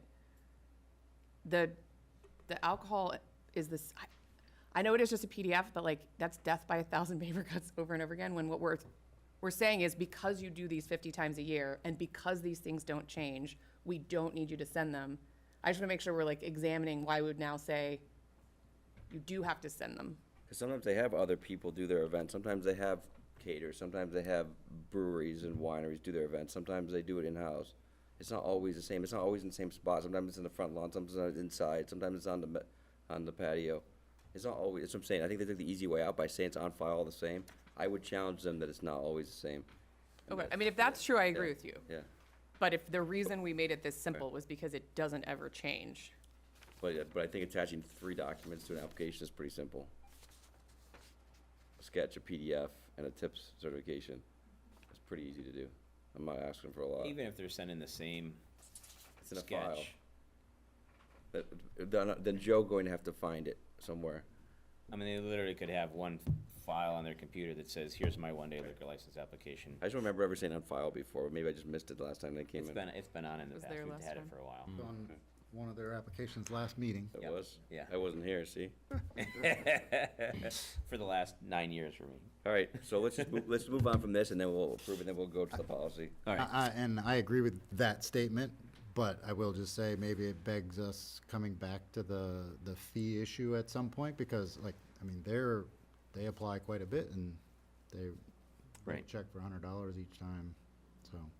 I think Do just, based on, they do, but based on the previous conversations that the select board had, you were talking about reducing the impact for people who are coming back to do a series, where in each of these cases, the community house is charging someone to use their venue and collecting money, and for separate events that have nothing to do with each other. Right, and Yeah, we're getting and they get we're some getting tax breaks already, so. I'm just noting I- the difference in what Right. you talked about, that's all. No, I agree. With the patent kind of agreement that we hasn't finalized yet, he's giving money back. Right. Community House isn't giving us money back, so that's the difference there too. All right, did we make a motion yet? No. There was a motion to start the conversation, but you haven't taken a vote yet. I have, that Bill made a motion. Okay. And, And Tom or somebody seconded, yes. I think. Yeah, All right, so Tom seconded. any other discussion? All right, all those in favor say aye. Aye. Ayes have it. All right, now back to reviewing our one-day license policy, discussion and possible vote, and in the packet. Forgive me, I gotta find it in our 56 or 58 pages here. 32 is where I have it. 32, okay, I was close. Do you want me to put it up? Yeah, wait. put it- And Tom starts at Yeah. 29, 29, sorry. 29, okay. right? You'll take ownership of this, Tom? Yeah, I can start. So I tried to just make a couple of streamlining changes to the policy. So I think Page 29, I think. kind of the two major things. I mean, so we had 2 separate sections for private events on public property versus public events on public property, and looking through the requirements for each, they were virtually identical, and I wasn't sure why we separated them out, so if there's a reason for that, by all means, stop me. So I just kind of merged them together into any event on public property and outline the requirements. And then I wanted to build in what the application process actually is, so that everything's kind of in one clean place, rather than, having the form that they actually apply for dictate, how soon they have to apply for this and get in front of the select board. I want to just have it all in one place, so I have an application process that sort of outlines what the applicant needs to do, the required documentation that they need to submit as part of that application, and then going through sort of like the restrictions, so kind of just, placing we already had most of this language already in the policy, I just reorganized it, so putting restrictions and limitations below that on what what the application's limitations are. I have a comment here, just because I went through a lot of different town one-day liquor license policies. I know at our prior meeting, it was recommended that we look at Ipswich, and who had a fairly in-depth policy. So they have a whole bunch of other limitations and restrictions on here that I don't know if we want to look at and consider whether to add or remove anything, but I just wanted to post them here in case we want to take a look at what Ipswich has in their policy and some of the restrictions around the one-day license. I also addressed the 12C catering, and I know we can certainly discuss that, but I, removed the requirement for being 12C. Again, I looked at a whole bunch of different policies across the state. I didn't find anyone that actually requires it to be a 12C caterer, only that they have tip certified bartenders. If they are a 12C caterer, by all means, they can submit that documentation, but it wouldn't be a requirement for it. I mean, it seems like that's kind of the standard, but happy to talk through that. But that's sort of, and then I'm just gonna reorganize a couple of different sections, but that's. So I agree with what you're saying. I don't know that that's how I understood the writing on it. So this is the one I have with the XX in yellow. Is that the one that you're referring to with the XX in? Yeah. I still see that 12C, because I agree, I think the 12C, but that's number What page are you on? Yeah, it's if applicable. So if they are a 12C caterer, they should certainly supply that, but that shouldn't be, and we can clarify that if we need to, and add additional language, but if they have that documentation, by all means, they should submit that. But the prior policy basically said that it was, either, depending on whether it was public versus private, was either required or strongly recommended. So I think. I guess I would put that with 5, and it would just say document, confirm that all servers have completed Massachusetts alcohol devices, or that they're a 12C caterer. Like you have either one, right? That's what we're saying. Yeah. So I think I would get rid of 1 and put that with 5. That's my only change I had. Okay. So I agree with you. I think when you read the tips license goes through all that stuff. It goes through how much alcohol. Right, it's all the how much restrictions, drinks you can have, limitations, yeah. sizes.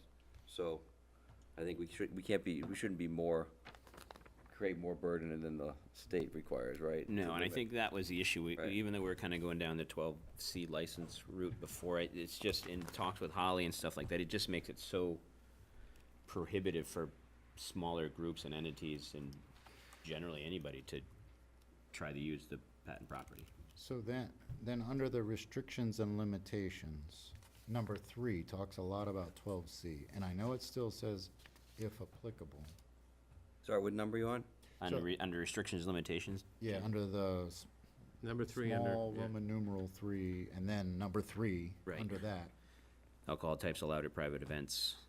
Will be governed by the alcohol allowed under the 12C license if applicable. So it's basically saying if you have a 12C license, then you can have actual alcohol. If you don't have a 12C license, I think you're restricting them to beer and wine, right? Yeah. I think so. Which is what that was with, because that's what the one-day Okay. license is, that's what you do with a one-day license. Right. Okay,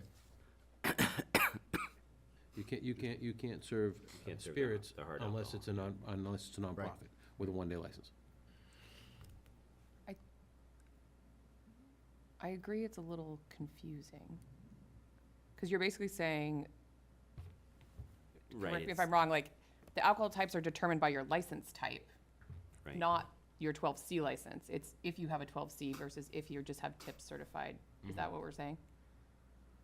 Or am I misunderstanding I it? think so. So, Yeah. yeah, if you're just having tip certified, you're limited to beer and wine. Beer and wine, And then if you're a 12C caterer, then you can serve Yeah, liquor. spirits and. So I think we can clarify that language. Yeah, to- I mean, I think you just take out 12C and say allowed under the applicant's license or Applicable licenses. Yeah. applicable license or certification. Right, Yeah. I agree. Or AABC. And the other thing was that we're gonna add in a cost thing into the seasonal repeat event, so is that on the third page down there? the third So page. it's on page 30, and it's restrictions and limitations, number 3 is what we're talking about.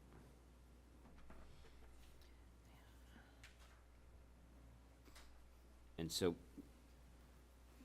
Caroline and Bill, you're talking about kind of massaging that language in the Yes, first sentence, right? Seasonal fees should not exceed 300, no, somehow it has to be like a $300 cap for the year.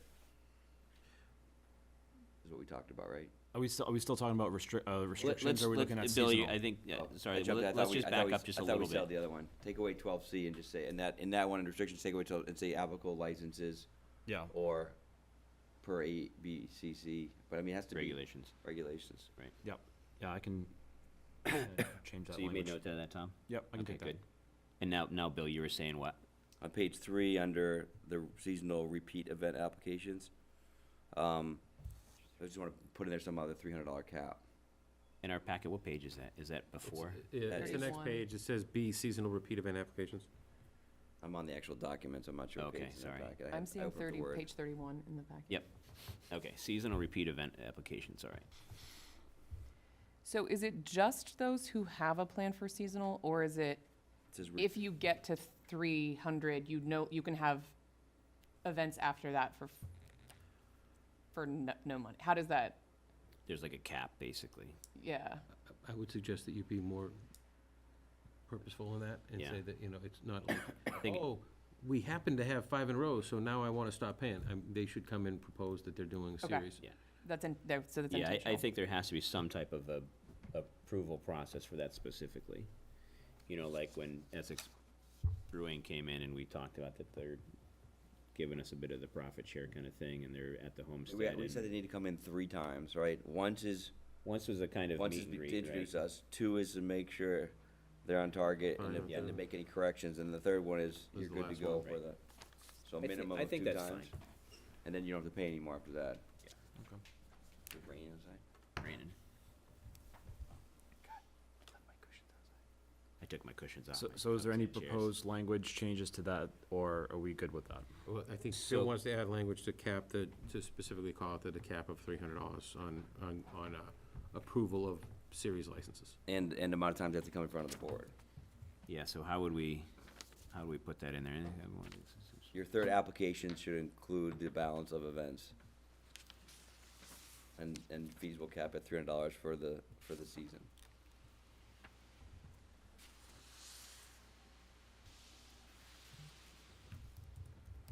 Makes sense to me. You share Tommy with me making that- notes over there? Good. I'm gonna rely on you to just for version control, I'm just gonna, what you get, if you can send to me. Yeah, I won't touch I'll anything make the, until. so just We fees don't want capped 12 at versions of 300 and limit the Okay. number of appearances to 3. Yeah. All right, I'll Yeah, put, the balance of the seasonal events should be listed. Third on the agenda, on the third whatever they come application. to, yeah. Russ is up next, so. And your fee for the Russ is season, up once next, and he approved, is your here, fee will so- cap at $300 for the season. All right, any other Uh, issues with it? We're not gonna include the one drink per guest. Wasn't that in the Ipswich one too? Yeah. One of them- Yeah. One of them was like one drink. One drink per yeah, guest. and in the last meeting, someone spoke that said they were not enforcing that. I don't wanna put anything in there that we can't enforce, so. Yeah. I think Essex County Brewing said, okay. I'm pretty sure they're not doing that. And then obviously, I just think I wanna just go back to the, let me open it up again. The insurance requirement in there? I would just, I just think the application should be complete. Not use on file, so Yeah, I get you. so it Got should that be in the point, but- application process. Complete the application along with all required attachments. Which is in the first, like right here, under application process. Yep. Yep. Submitted to the town manager for review with all, with all required attachments. Yep, I can have that. Have we ever considered digitizing this process? Working on digitizing everything, but Oh, it takes okay. some time. Okay. No, I believe in you. I have a software program we can use. We just need to scan all of our old records in and create new digital files, so we're, It's part of an initiative that I've been poking Joe about for about 2 years, 3 years probably. I'm trying to get Alex to buy the. Yeah, I know. It's easy but not easy at the same time. All right, so what are we doing now? Are we gonna look at it next time and vote? Yeah, next let's time? look at it one more time. Okay. I mean, we've looked at it forever now, so. One more what's- time, one and more we've already meeting is approved, not- and we approved the application in front of us, so it's not holding anything up. Yeah, so, I'll assume that what Tom sends me after tonight will be the final. be the final draft. Final to go to you, and then Yeah. you can vote it at the next meeting. Can we make sure that whatever that final thing does go on and add the events not on town property? Say that again? So I think you only edited the part that's on town property because that's all that was in our packet last time. But it actually goes on. yeah, about, So this starts with big About letter, private big property. letter A. Big letter B Yeah. is for any event not held on town-owned property. And we might want to review it to make sure it's, That's true. So, okay, so I think that's a good point. It's a good 'cause point, I yeah. forgot about that. So let's plan on, Tom, if you can, once you edit that, distribute to Joe, and then he can distribute to the rest of us. And that will kind of be our, in theory, our final copy of that. With What are the edits. differences? Weren't you saying that part of the issue was that the two policies were basically the same? So these were, There was two within that. there was essentially, the original policy said public events on town property or private events on town property. Got it. Now we're talking about events not on town property. Is that what yours? You don't Right. have a lot of ability to, It's a one-liner. It just Yeah. says, Yeah, follow you- the yeah. ABCC yeah, application. yeah, you don't have a lot of ability to. I mean, do we just put a line in there that says if you're holding a event not on town property, you should go here and put the Well, website to the? it's- So, it's a si- give you an where idea, did so we- Myopia Hunt Clubs comes to you and says they want a one-day license to coincide with their polo match on a Sunday. It's really, they just follow the ABCC guidelines. You gotta submit a one-day application to the select board with all the necessary requirement stuff. They're not a nonprofit, so they're only gonna be able to serve beer and wine. That's all that I they know, can but do. let me just rewind. The reason that we did this, because we wanted to keep it simple, make it one policy and one application that could cover both. So it needs to be included in here, but it could be, like Joe says, a one-liner. Because We what can is, help how you. is the process different, I guess is my question. They still have to have the TIPS certification, they almost- still have yeah, to it's submit the very thing. identical. Should all be the same. So can we just put up there? There. It's a single policy Put for it up at the everything? top. I just want to make sure there's nothing that, like, does it require a sketch?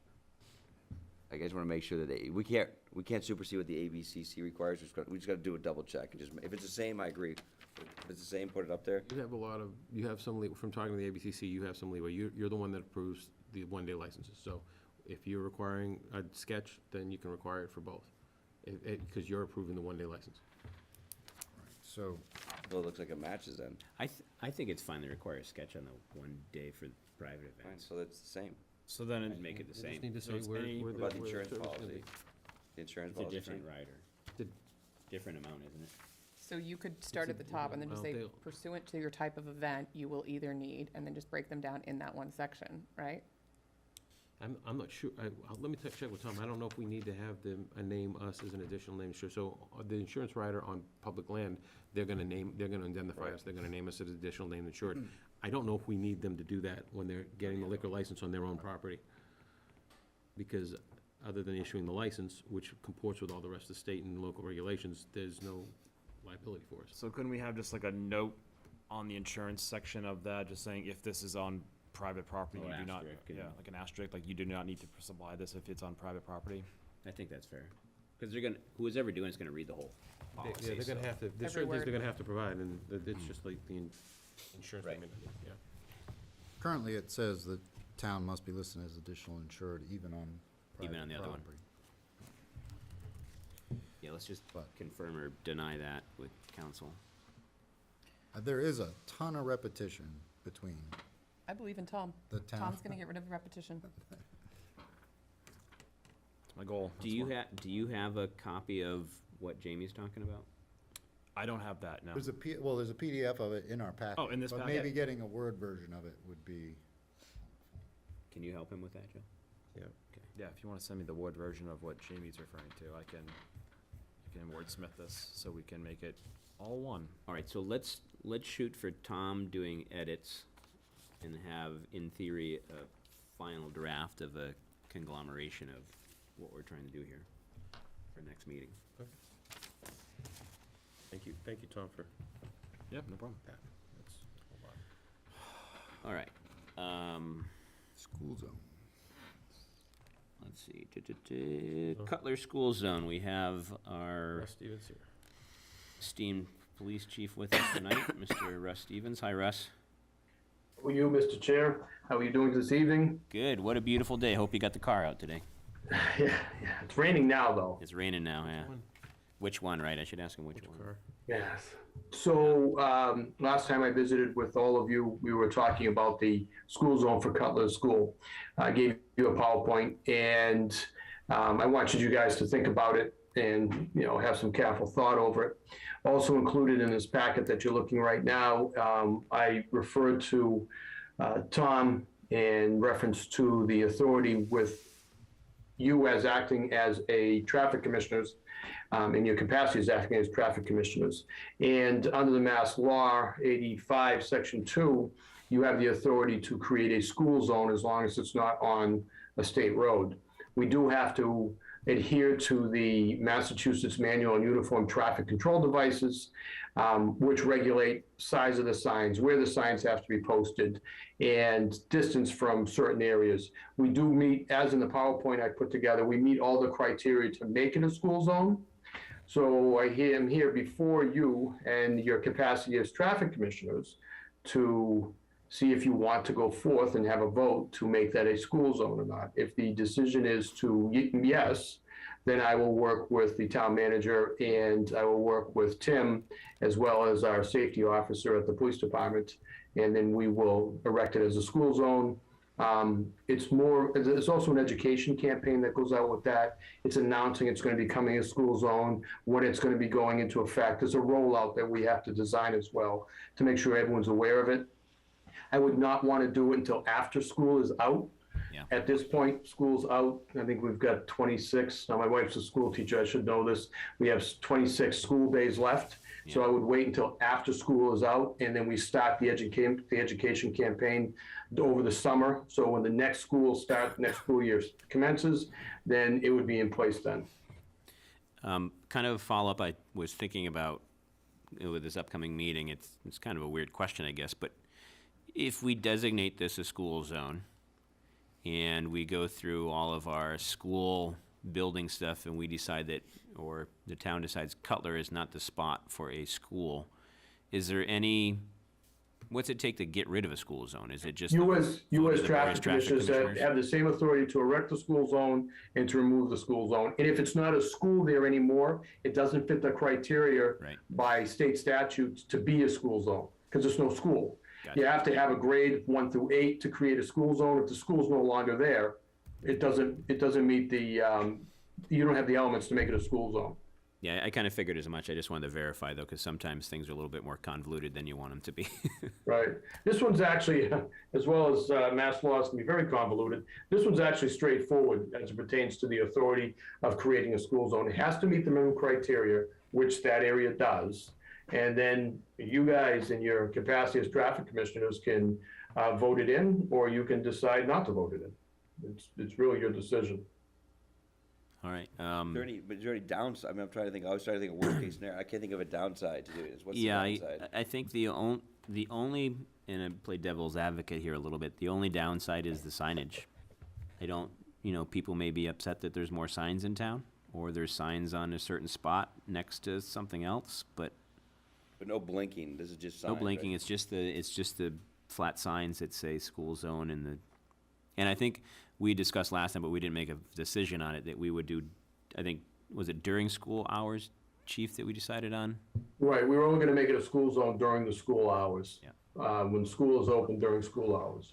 Because the other option was when children are present, right? I think. Which Or put now it it becomes set a little time out. convoluted. Okay, they're having a baseball game, they're having a soccer game. It can be a little more convoluted. And when children are present, does that mean it doesn't fit the criteria? Like if you have a birthday party and a bunch of kids are using the swing set, does that mean children are present? Right. And so it gets a little convoluted when you do it that way. The signs, going back to the signs, we're not going to have flashing signs like we have down on 1A by the high school. We're not going to have those. These are going to be flat signs. I was talking to Tim Olson earlier. He's going to give me the price of the signs. They're not terribly expensive. Where the signs go is important. We have to meet the minimum standards by the law where we have to put these signs. Right, and I think the during school hours is, from my opinion, it's kind of the best one instead of when children are present. Because I think even if you're driving through an area where you see a school zone sign, even if it is off hours, you still take a pause to go, huh? And you're kind of that extra caution of seeing that sign. You think, oh, there could be kids here. So I Right. think it acts as kind of a deterrent anyway. I don't think we need to say when children are present. That's just my 2 cents, so. But not to be dense, so we're not putting actual times on, it's No. literally going to say during school hours. Right. Okay. Which, I think most people typically assume that's 7 in the morning till 2 or 3 in the afternoon. I like that. Okay. Any other discussion? I guess anybody want to make a a motion? Are we ready at that point? Then we can have some further discussion? I move that we approve the school zone around Cutler School as presented by Chief Stevens. All right, a second by anybody? Second. Okay, Caroline, second. Any further discussion? Yeah, we just want to clarify that it's gonna say during, because he gave options in this thing. Yeah. So we want to dictate the option. So first option is that it's gonna say when, how do we say when school? When children present. No, during school hours. During school hours, what we're gonna say. And then the other option was to list the school hours, but my thought that would be a little complicated because we've got the Wednesday early release days, and then you're putting a lot more kind of visual noise on a sign. But yeah, just say just Right. during school. Will there be just like a follow-up presentation with the final recommendation? Because I agree, in the packet, it doesn't recommend, it gives all the options for what we could do, so we'll, Well, the options are yours. Yeah, we can pick. My recommendation is, and you can go back, so the sign that would, keep on going, Joe, if you don't mind, please. Yep. On page 49 is this school zone and signs. Yep. Yep. There should be examples of the signs that I included in your the packet, I next do page, I believe. think. Yep, the next page there. It's a total of 6 signs, right? So, yeah, and I guess I Yeah. should amend the See, motion to When specify. children are present is one option that you have there. We're gonna recommend something else, though. During Right. school hours? During school hours, I School believe is hours, what right, you're looking for. Yes. Yep. Yeah. So what you see there, where it says when children are present, it's gonna say during school hours. I just gotta make sure, I gotta go into the manual and uniform traffic control devices to make sure that's the exact language, which I know it's there, I just gotta pull it out and sit on my desk. Okay. So then maybe Jamie, if you want to rescind your motion, and we can amend it. I'll rescind it and amend it. All right. To say. All right, I move that we approve the school zone around Cutler School as presented by Chief Stevens, but with the language on the speed limit sign to say during school hours or whatever is synonymous with that in the guidelines. Perfect. Second, who seconded it before? I did second. Okay, Caroline, second. Any further discussion? No, just think it's needed after seeing that traffic study, I think it was last time, and like people going like People going 50 50 plus. some, yeah. Yeah, during that, down that, I mean, it's Joe, wild. I mean, yeah, I'm looking at the signs online, and most of them say when children are present. That is the most common one, so, interesting. I don't actually, yeah, you see them, but you don't actually remember you see them all the time, you just know it's school's over, actually, most of them say Yeah. when children are present. The only other question I had was just about, pickup drop-off, right? Has that been mitigated as well? I know there's been issues with pickup drop-off there, but how is that handled? Do you have an officer there at Cutler for pickup drop-off, or is that regulated by the school? No, that's regulated by the school.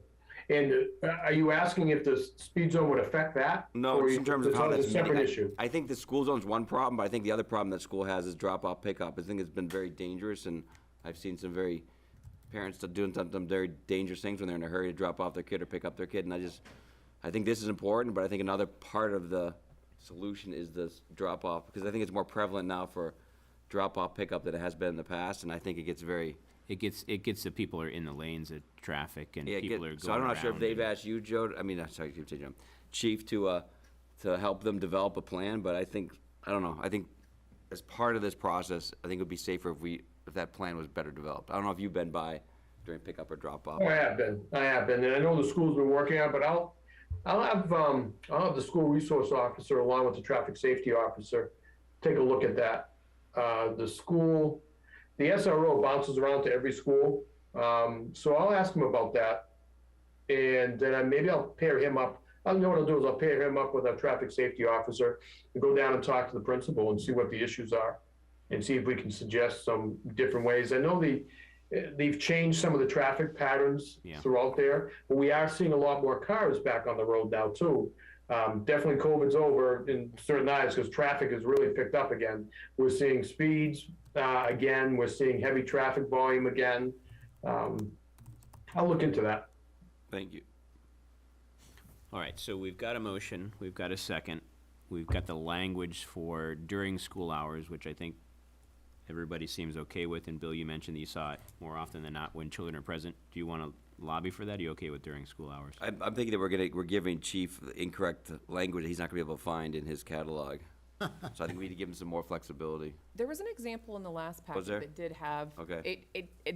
It was a little busy because it listed the hours, Yeah. and I think we wanted it to not list the hours, but It says, this is one that says, I found it says, on school days when children are present. Okay. So I don't know, once again, I think we just need to give him some flexibility. So, well, maybe let's, since we've rescinded and redone the motion, let's maybe approve it, and then we'll have, I'm sure, Chief, you're fine with it. If there is some issue with the language, you can just come back and visit us, and it'll just be a quick item. If there's, I don't want to make it busy. I'm not looking to make I don't want to put a ton of signs up, and I want to make sure it's clear, and I want to make sure it follows your wishes. So what I'll do is I will look into it, and I'll report back to you. If it's something other than what's been discussed here, I'll bring it back to the board, and you all can decide Yeah, what you perfect. want for language. I'm okay with that. Everybody okay with that? Yes. Yeah, okay. All right, all those in favor, say aye. Aye. Aye, ayes have it. Thank you, Chief, appreciate it. Thank you. Have a nice evening, folks. Good night, Thank Chief. you. Thank you, Chief. And up next, we have board liaison roles. And if you look in your packets, looks like Joe's the only one that's got a role. I know what you Joe's taken all of them. No, So I believe I sent it out in an email Yeah, to everybody, did, right? yeah. Yeah, I Okay, have so it. everybody's got it. I tried to give our newest members all the heavy lifting, Yeah. noted. but It's trial by fire. It's the best way to get it you up is to trial speed. by fire. Yeah. Feet first, right in. But Tom did request a lot of the heavy hitters, but the only question I have. I also misinterpreted the assignment. I thought like I was ranking like most preferred, not that I would get all of them. Be careful what you wish for, Tom. So when I saw that I got all that, I was. Tom, if you want to trade it. So yeah, so I guess Want to trade on any, just tell him. so. Since it's on the agenda, if anybody wants to trade anything, if they've misspoke about what they wanted to Usually liaise, those exercises. These are the And most it- important ones. Most important. You got 'em you all. get one or two of them. I got all of them. Tom's so like, I where was can I flex influence? yeah. But Well, so you won't make that mistake again, will you? Lesson The more learned. you do, the more So- they come to expect. Tom. yeah, exactly. So Bill, I know you used to be the planning board liaison, and I hadn't talked to you before we assigned roles, so I gave it to Tom. But if you guys or anybody wants to do a little Yankee swap here, you're more than welcome to. Or, when you talk to look me at it, you offline can if you thought I'll about take it. offline. Yeah, we'll talk. Yeah. Yeah. And also, I'd like to say, I typically don't say this, but if you're with some board and you're like, I can't make the meetings, or I just am having trouble with whatever, just reach out to me and we'll figure out how to switch you around to another board or have somebody else cover it. I know that we haven't done that in the past, but if there's some issues that arise, just let me know, we can always switch. To that end, Yep. I've heard varying perspectives on the expectation. Okay? Some of them have been, you should go to every meeting, you should Yep. be there, versus you should check in with the chair of that board or committee, or you should just have an email once a month to check in. What is, Whatever works best for you. I will tell you for the first, Except for FinCom. go ahead. Except for FinCom. So over the last 3 years, the expectation's been created. It's actually, it's more than that, because it started before I got here. Yeah. When you had an interim town manager, Robin Crosby, they established a FinCom Select Board liaison meeting with the town manager that happens every other week with the FinCom liaison, usually the chair of the FinCom, and then an appointed member of the Select Board meeting together with the town manager kind of every 2 weeks, just to kind of check in. Usually, that meeting's about 20 minutes, and we usually do it over Zoom now. okay. And except for the stars.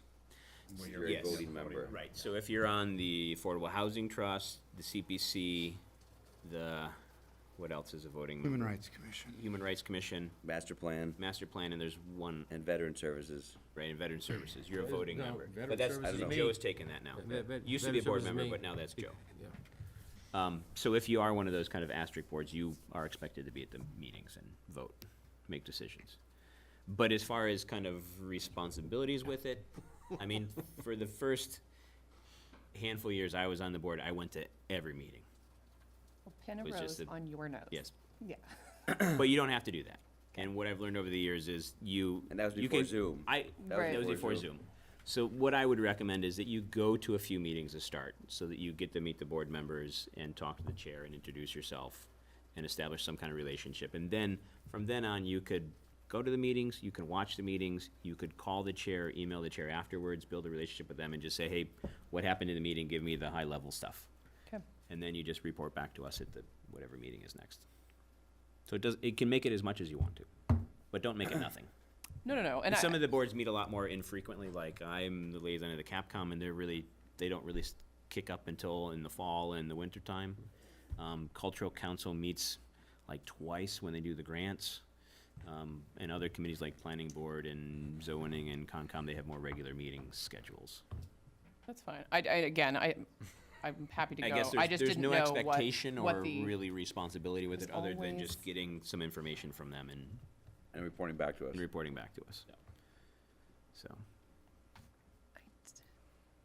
Anybody want to swap, not happy with anything? I agreed to swap with Tom on one. Okay. You haven't given me my receipt yet. Well, I did have a question. I have 2 Chewbacca Woods ones, and I could only find one of them on the internet. So, the Tobacco Trail Group, I would probably say, is that the one you're on too? Yeah. Woods Land Management Committee and Trail So Group. the Tobacco Trail Group, I would say, is probably, for the most part, defunct. I don't want to speak for them. I'll keep that one then. That group was, it started basically when 133 Essex wasn't 133 Essex Project, and it was a effort to kind of keep that trail open, or those trails in that area open. Within 133. Within 133 in that Okay. area around there. So I haven't heard anything from that group since the property was really purchased or just after. Okay. The Tobacco Woods Management Committee is the group that manages the Tobacco Woods, and they, And that's not to be confused with the 133 Essex property, right. because those Yep, trails are no. not on there. And it's a joint committee with the town of Manchester, because the trails traverse both towns. Both towns have members on the committee, and both towns annually put a small sum of money into a budget for maintenance and, trail information publishings. And it's not a heavy lift. yeah, I don't think they meet that often. I couldn't tell you the last time they really met or I've heard anything, so. Sold. He's bartering me for Master Plan Steering Committee, so I hate to give you the Land Management Committee. Did you see my other committees? Yeah, okay, I will, if you would like to take the Chewbacca Woods Land Management Committee, I will take the Master Plan Steering Committee. It is yours. Thank you. All right. And so I guess, I know Lori sent out a bunch of emails today, so if you could just let Lori know there's been a switch. And I want to, and she's not here tonight, but thank her for doing all the legwork So and good. doing all the introductions, because typically it just is up to us to do that, and sometimes it's a little confusing, and then for a while, we didn't have a chairs list and all this stuff, so I really thank her for getting all that stuff together and making those initial contacts for us. Well, Lori's done a really good job of kind of organizing some of those aspects of the office that were not organized. Right. Anything else on those? All right. Set fall town meeting date 10/1 or 10/15, discuss and vote. So, I I think we're Quickly. leaning towards 10/1, but Yeah, I think we made a strong, we kind of made our case last time that due to the request from the town clerk and kind of some of the other things that are due up this fall, October 1st would work the best, but we certainly didn't want to overstep and make you think that we were making you pick a date you didn't want. We did determine that October 15th is available at the high school. It would require me to amend the draft timeline here we're giving you tonight, but that wouldn't be that hard. What about our goal of eliminating special town meeting? Well, considering that you have articles that you want to get approved Okay. based on CPC, and the school building committee is going to need a feasibility study appropriation. Okay. That alone was going to force you to have even when I was going to have a special town meeting this year for that, because of that issue. Okay. So, Not this year, anyway. it's Maybe. not going to happen this year, I don't think. No, it seems like always something It comes seems up. like we always try to not have it, and then we end up having it. Yeah. There's been a couple times when we've been like, oh, we're not, and then it happens, so. Why don't we, next year, why don't we just not say we're not going to have one, and then just And then, quietly try not to have one? Right. And see if we can get it through that way, as opposed to continually disappointing everybody by Right, saying we're not going right. to have one and then having to have one. right, right. Set Is the there any expectation. reason not to have it? Sorry, continue. So, do we want to, well, I should say, we want to vote on this right now. I would ask, that you- whatever the outcome is, it's better for us to know now Yeah. than later. Does anybody have any, I mean, I'm leaning towards the first, but does anybody have any rallying cry for the 15th? No. Anybody want to make a motion? I make a motion to schedule the special town meeting for 10/1/22. Second. Second by Jamie. Any further discussion? Okay, all those in favor say aye. Aye. Aye. Ayes have it. All right.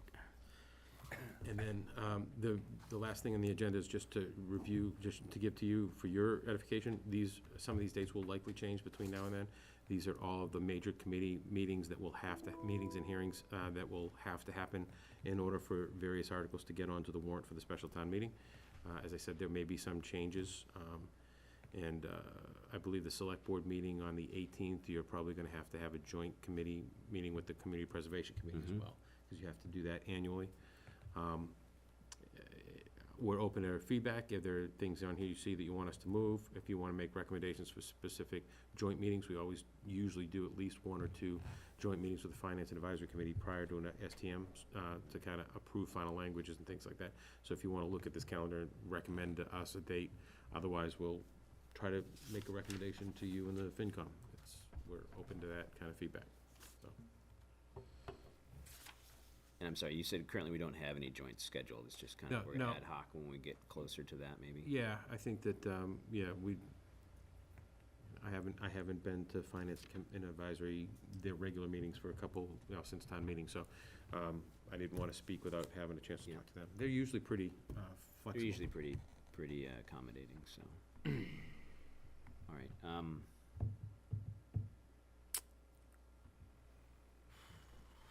I don't think we need to vote on anything. I don't think you need to adopt it. Like I said, it's likely to change some here or there anyway, so it's. Any, since we're at the end of the agenda, can you add on our next and following agendas, new business, just as a last item? That just recurring, that's okay. You said that last meeting. It's all right. So any new business for next meeting? Can you refresh my memory who I'm meeting with next time for agenda setting? Do we know? Do they know? Sent out the schedule. I sent out the schedule. It went chair, clerk, and I think we went to Tom next because And then Bill's been doing it a bunch of times, so we gave it to Tom next. All right. I'll double check that, but I believe Tom's What's up this? next. Agenda setting Okay. for next meeting. Is that fun? Typically Tuesdays, and I don't know your availability, but I'm usually free around lunchtime and then after 2:15 or 1:15. I could do either of those.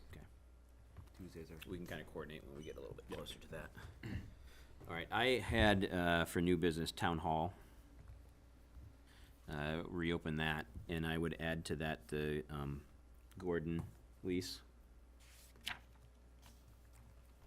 And then the other one, since we're talking about liquor license next time, I'd like to revisit us, or you in particular, approving 1 days. It used to never come before the board for the 1 days unless it was a kind of a special circumstance or private event.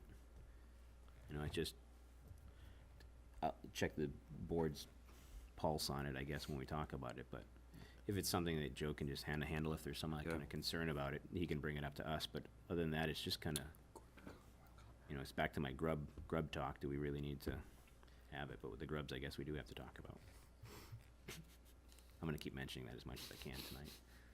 Grub talk. It'll catch on. It'll catch on. It's trending already. It's gonna be a. Stop trying to it's make gonna be a fetch podcast happen. soon. It's gonna be a podcast soon. It's gonna be a podcast. Grub Talk with Sean Farrell. It's gonna get tens Grub and tens talk. of views. Okay. Anyway, any other new business besides me talking to myself? No. If you think of anything, obviously let me know, or let Tom know who's helping to set the agenda. And Tom, if you have any items, think of them before then. We can. Sounds good. All right, anybody want to make a motion to get out of here? Move to adjourn our select board meeting. Thank you, Jamie. Second by anybody? Second? Second by Carolyn. All right, all those in favor, say aye. Aye. Aye. Aye, thank you, everybody. Good meeting. Thank you.